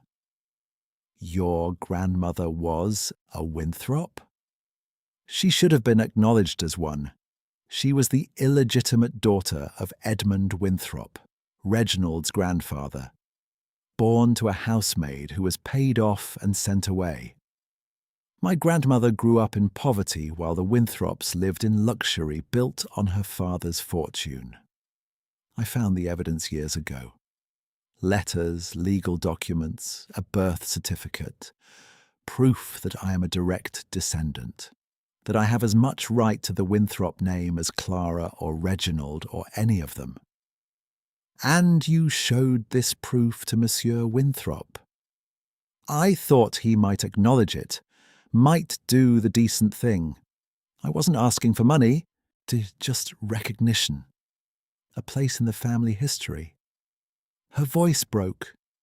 He laughed at me, called me a fantasist, said I was pathetic, clinging to delusions of grandeur. He said even if it were true, he would never acknowledge a housemaid's bastard as family. The Winthrop name, he said, was worth protecting from people like me. So you killed him? No. The denial was immediate and fierce. I hated him, yes, but I didn't kill him. I left the library. I went to the village inn and spent the night there. The landlord can vouch for me. I only came back Friday morning because I'd already accepted the weekend invitation and thought it would look suspicious if I didn't appear. Why not tell the police this? Because I knew how it would look. Spurned relation, years of obsession, perfect motive. So I invented the alibi about the train. I thought if I kept away from the investigation, provided helpful information about others, no one would look at me too closely. But you looked too closely at others. You reported the trowel, the foxglove, even the fabric on the rose bush. That was Clara's dress you mentioned to the inspector, was it not? Mrs. Hawker nodded miserably. I saw her wearing it Friday morning. Pale green muslin. When the inspector found that fragment, I pointed it out. I thought if I helped solve the case, no one would suspect me. Instead, you made yourself extremely suspicious. The door opened. Inspector Marsh entered, his expression unreadable. We found Dr. Sykes, he announced. He wasn't running away. He was walking to the telegraph office to send for a colleague, another doctor, to conduct an independent examination of the body. He said he realized his findings might be questioned given his relationship with the victim, wanted a second opinion on record. He looked at Poirot. You were right. He wasn't fleeing. He was being professional.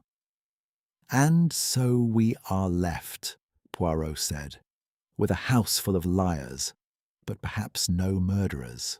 Or perhaps one very clever murderer who has learned to hide behind everyone else's lies. Chapter 9. The unmasking Poirot requested that everyone assemble in the library at 6 o'clock. Inspector Marsh agreed, though with visible skepticism. I hope you know what you're doing, Poirot.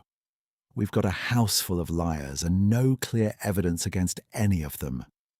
The police surgeon confirms digitalis poisoning, but we can't prove who administered it or when. We can prove both, Inspector. But first, we must understand why the Alibi Weekend was arranged at all. That is the key to everything. The library at 6 o'clock held the quality of a stage set awaiting its performance. The lamps were lit against the gathering dusk. Rain had begun to fall, pattering against the French windows.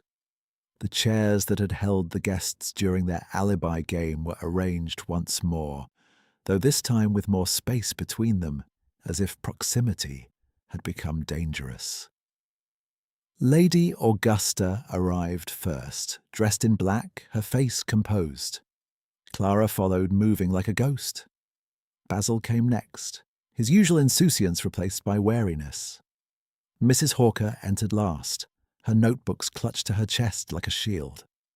Dr. Sykes, having returned from the village with his colleague's confirmation of the autopsy findings, took a seat by the window and stared at the rain. Inspector Marsh stood by the door. Poirot positioned himself before the fireplace, his hands clasped behind his back. Thank you all for coming, he began. We are here because a man is dead. Reginald Winthrop died from digitalis poisoning, administered sometime between Thursday evening and Friday morning. The poison was almost certainly in the brandy he drank in this room, in that chair. He gestured to the seat Reginald had occupied. But to understand who killed him, we must first understand the Alibi Weekend itself. We've been over this, Basil said. Augusta organized it as an entertainment. No, Poirot said quietly. Lady Augusta organized it as a trap. Not for Monsieur Winthrop, but for herself.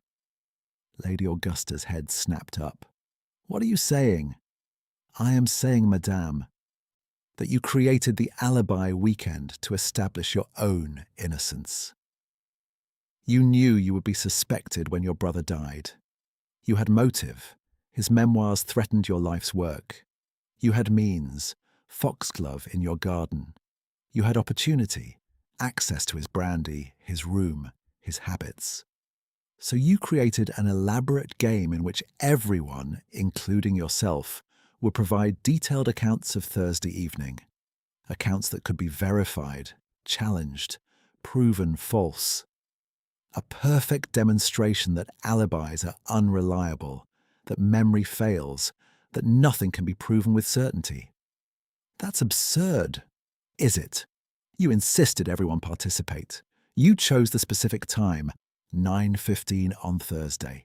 You made certain each person recited their alibi publicly, creating a record.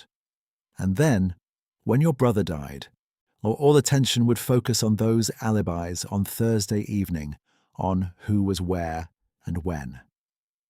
But Monsieur Winthrop died on Friday, not Thursday. The alibis were irrelevant, except for one purpose: to make the entire investigation seem theatrical. A game gone wrong. Nothing that could be taken seriously. Lady Augusta's composure held, but her hands trembled slightly. If I had planned to kill my brother, surely I would have done so more subtly than this. Why draw attention to alibis at all? Because, madame, you are clever. Too clever by half, as the English say. You thought if you made a spectacle of alibis, if you showed how unreliable they were, any evidence against you would seem equally unreliable. After all, everyone lied about Thursday. Everyone had something to hide. In such chaos, how could anyone be convicted? Except, Poirot continued, you made a mistake. You assumed your brother would cooperate with the game, but he did not. He invented a telephone call that could not have happened, and in doing so, he revealed that he too was constructing an alibi. Not for Thursday, but for some other time. Why would he do this unless he knew something was going to happen? The room had gone silent. Even the rain seemed to pause. He knew, Clara said suddenly, her voice cutting through the quiet. Uncle Reginald knew someone wanted to kill him. Precisely, mademoiselle. And do you know how I am certain of this? Because of what you told me. On Thursday, before dinner, you saw him holding his arm. He looked frightened. These are the symptoms of angina, yes, but also of a heart under stress from poison already administered. The digitalis was not given Friday. It was given Thursday, perhaps even Wednesday. A slow accumulation, building in his system until his heart could no longer sustain the strain. Dr. Sykes leaned forward. That would explain the irregular pulse I observed Friday morning. I thought it was stress or overindulgence. But if he'd been dosed over several days, the cumulative effect would be fatal, Poirot finished, but nearly impossible to trace to a specific moment. No single dose large enough to be obvious. No sudden collapse that might prompt immediate investigation. Simply a man declining over days until his heart failed. Death that looked natural until examined closely. But who had opportunity to poison him over multiple days? Inspector Marsh asked.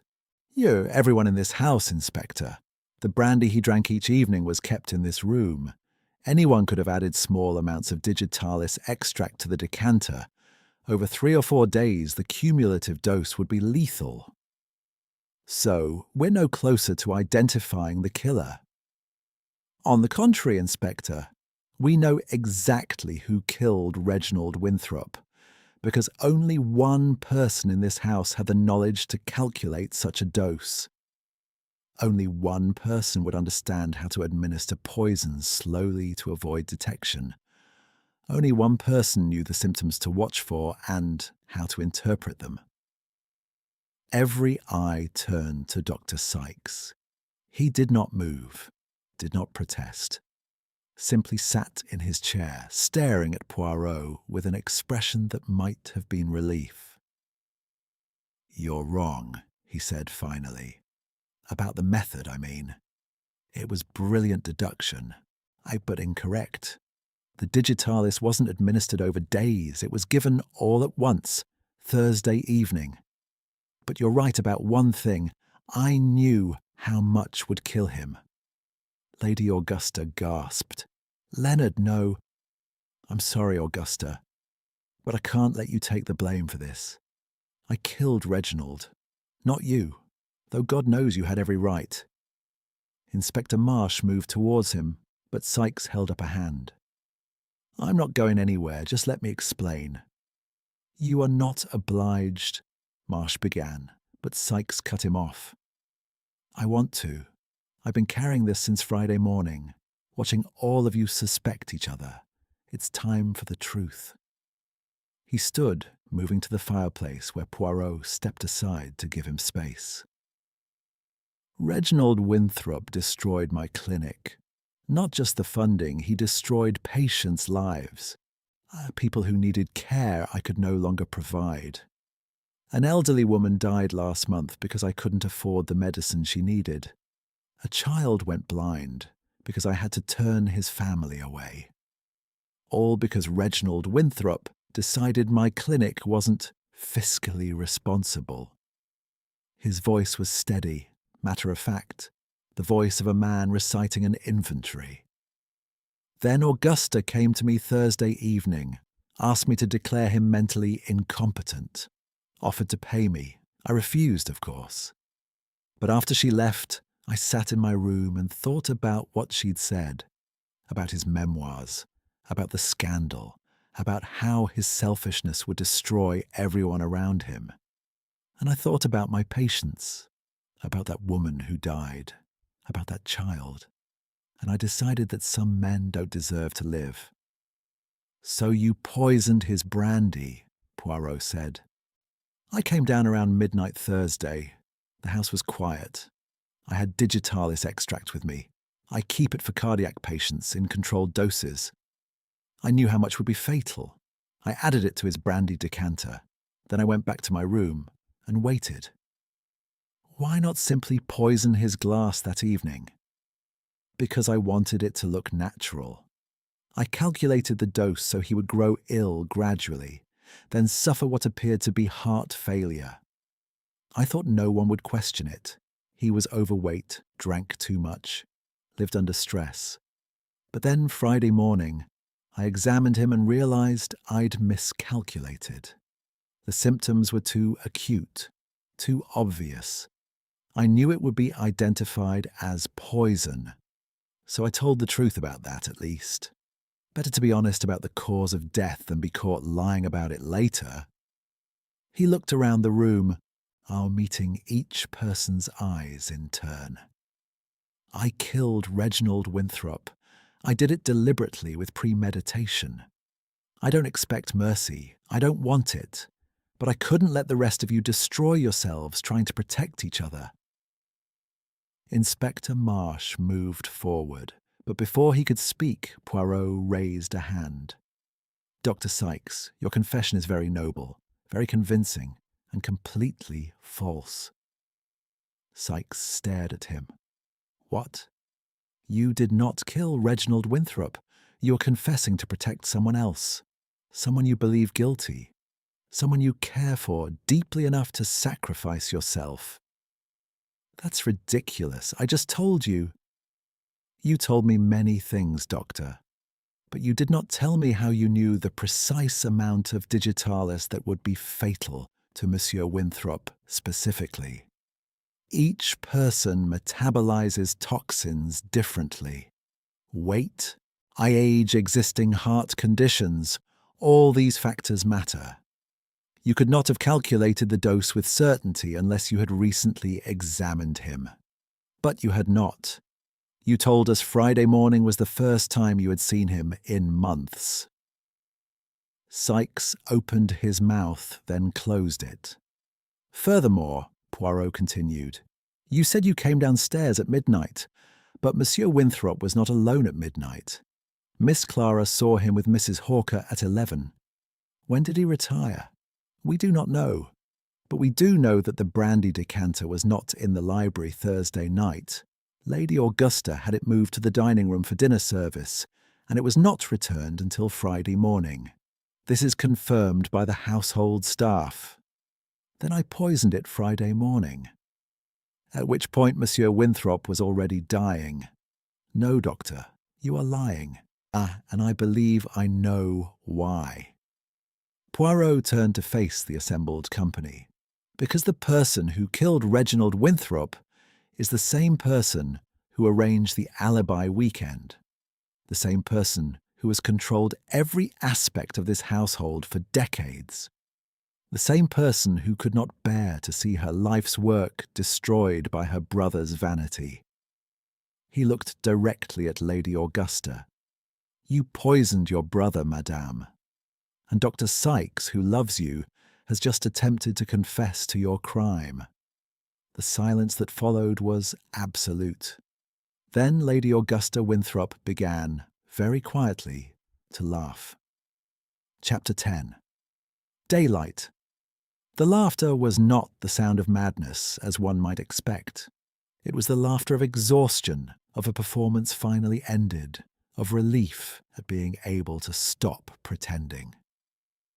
Lady Augusta Winthrop sat very straight in her chair, in her hands folded in her lap, and laughed until tears ran down her carefully powdered cheeks. When she finally stopped, she wiped her eyes with a handkerchief she produced from her sleeve, composed herself with visible effort, and looked at Poirot with something approaching gratitude. "Thank you," she said. "I didn't realize how tiring it was maintaining all of this until just now." "Augusta, don't say anything more," Dr. Sykes began, but she silenced him with a look. "Leonard, dear, you are a terrible liar. Always have been. Far too honest for your own good. It was kind of you to try, but Monsieur Poirot is quite right. I killed my brother, and I would do it again." Inspector Marsh cleared his throat. "Lady Augusta Winthrop, I must caution you that anything you say will be used against me in a court of law." "Yes, Inspector. I'm aware, but I find I no longer care. The pretense has become more exhausting than the truth could ever be." She turned to Poirot. "You want to know how I did it? I'll tell you. Not because I seek absolution. I don't. But because I appreciate precision and your deduction, while close, missed certain details." Poirot inclined his head. "I would be honoured to hear the complete account. The foxglove was harvested weeks ago, not recently. I made the extract myself. I have some knowledge of herbalism, learned from my grandmother. I added it to Reginald's private brandy supply, the decanter he kept in his study, not the one in this library. Small amounts over 10 days, enough to weaken his heart gradually without arousing immediate suspicion. The symptoms Dr. Sykes observed were real then. Quite real. Reginald knew something was wrong. He suspected poison, though he didn't know who or why. That's why he constructed his ridiculous alibi during the game. He thought if he established his whereabouts publicly, it would protect him somehow. As if murder required witnesses to be valid. She smiled without humour. "My brother was many things, but logical was not among them." "And the Alibi Weekend was exactly what you deduced, Monsieur Poirot. A performance. I knew suspicion would fall on me. Motive too obvious. Opportunity too clear. So I created a spectacle in which everyone looked guilty. Everyone lied. Everyone had secrets. A house of mirrors where truth became impossible to distinguish from reflection. If everyone was suspicious, no one could be convicted." "Except you made one mistake," Poirot said gently. "You are too intelligent. Madame, too controlled. Everyone else panicked when questioned. Everyone else made foolish errors. But you remained calm. Too calm. It is easier to believe in guilt that reveals itself through nervousness than guilt that presents itself as perfect innocence. How very astute. Lady Augusta folded her handkerchief with precise movements. I suppose I should have pretended to be more upset, wrung my hands, wept, collapsed. But I've spent 60 years controlling my emotions. I couldn't quite manage to become hysterical on command. Clara spoke for the first time, her voice trembling. But why? Why kill him? Lady Augusta looked at her niece with something like pity. Because he would have destroyed us all, dear. Not just the family name, but actual lives. Do you know what would have happened if his memoirs were published? The details of the business practices, the names he named, the evidence he planned to present. There would have been investigations, criminal charges, assets seized. This house, this property, everything gone. And you, my dear, with nowhere to go and no money to support yourself. Basil, already in debt, would have been ruined entirely. Even poor Leonard's clinic would have suffered, associated as it is with the Winthrop name. So you did it for us? The disbelief in Clara's voice was sharp. I did it for all of us. And yes, for myself. I've spent my entire adult life repairing the damage my grandfather did, building something decent from shameful foundations. I wasn't going to let Reginald tear it down to satisfy his ego. He called it setting the record straight. I call it self-aggrandizement. He wanted to confess the family's sins and be praised for his honesty, never mind who else would pay the price. She looked around the room, meeting each person's eyes in turn. I am not sorry. I know I should be. A good woman, a proper woman, would be devastated by what she'd done. But I feel only relief. My brother was a burden I've carried since childhood. Always the favoured one, always forgiven, always assuming someone else would clean up his messes. I was that someone. For 60 years, I was that someone. And I'm tired. Inspector Marsh moved forward. Lady Augusta Winthrop, I am arresting you for the murder of your brother, Reginald Winthrop. You're not obliged to say anything, but anything you do say will be taken down and may be given in evidence. She rose with dignity.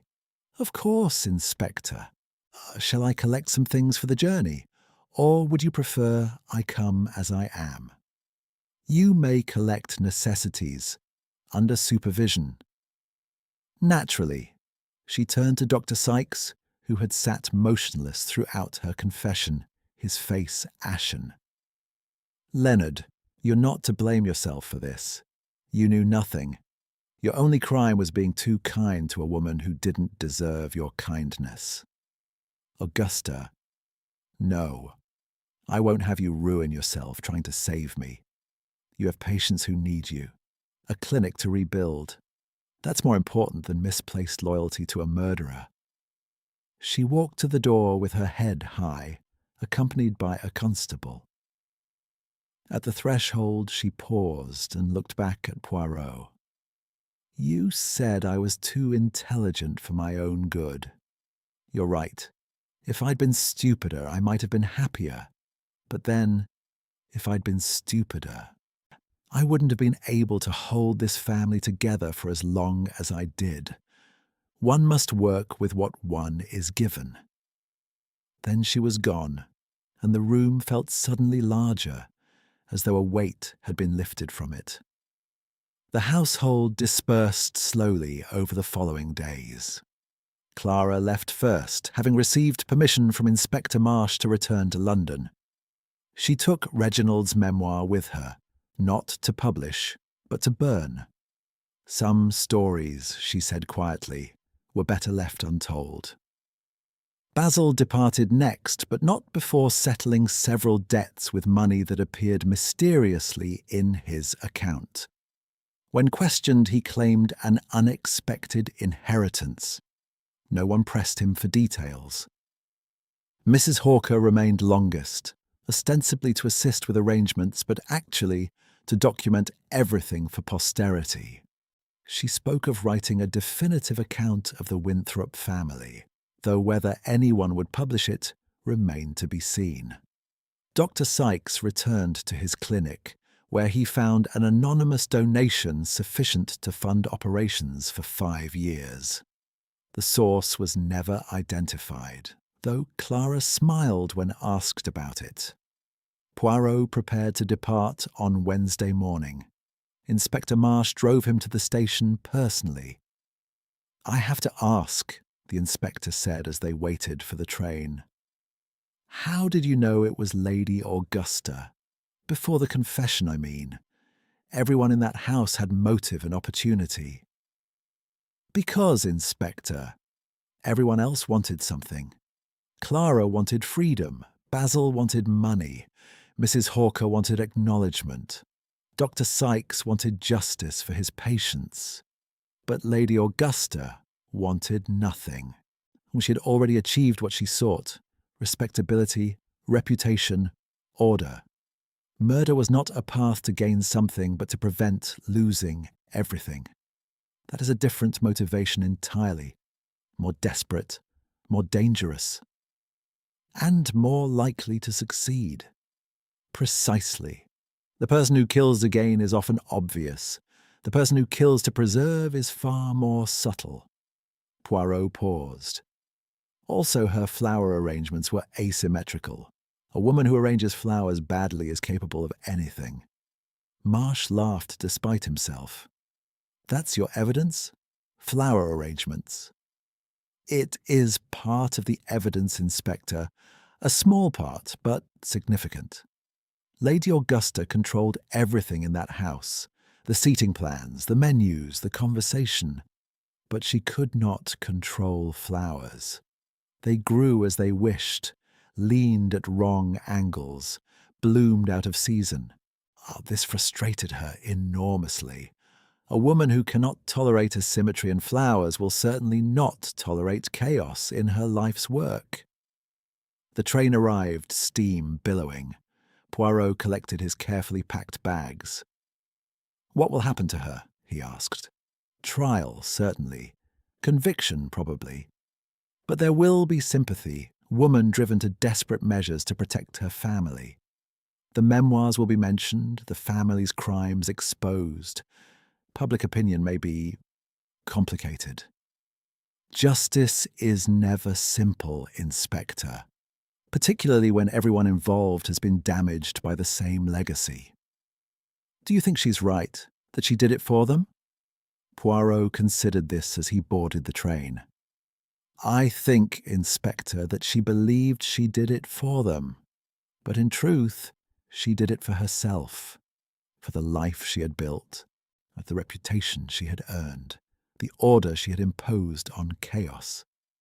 We tell ourselves we act for others when we cannot face what we truly protect, ourselves."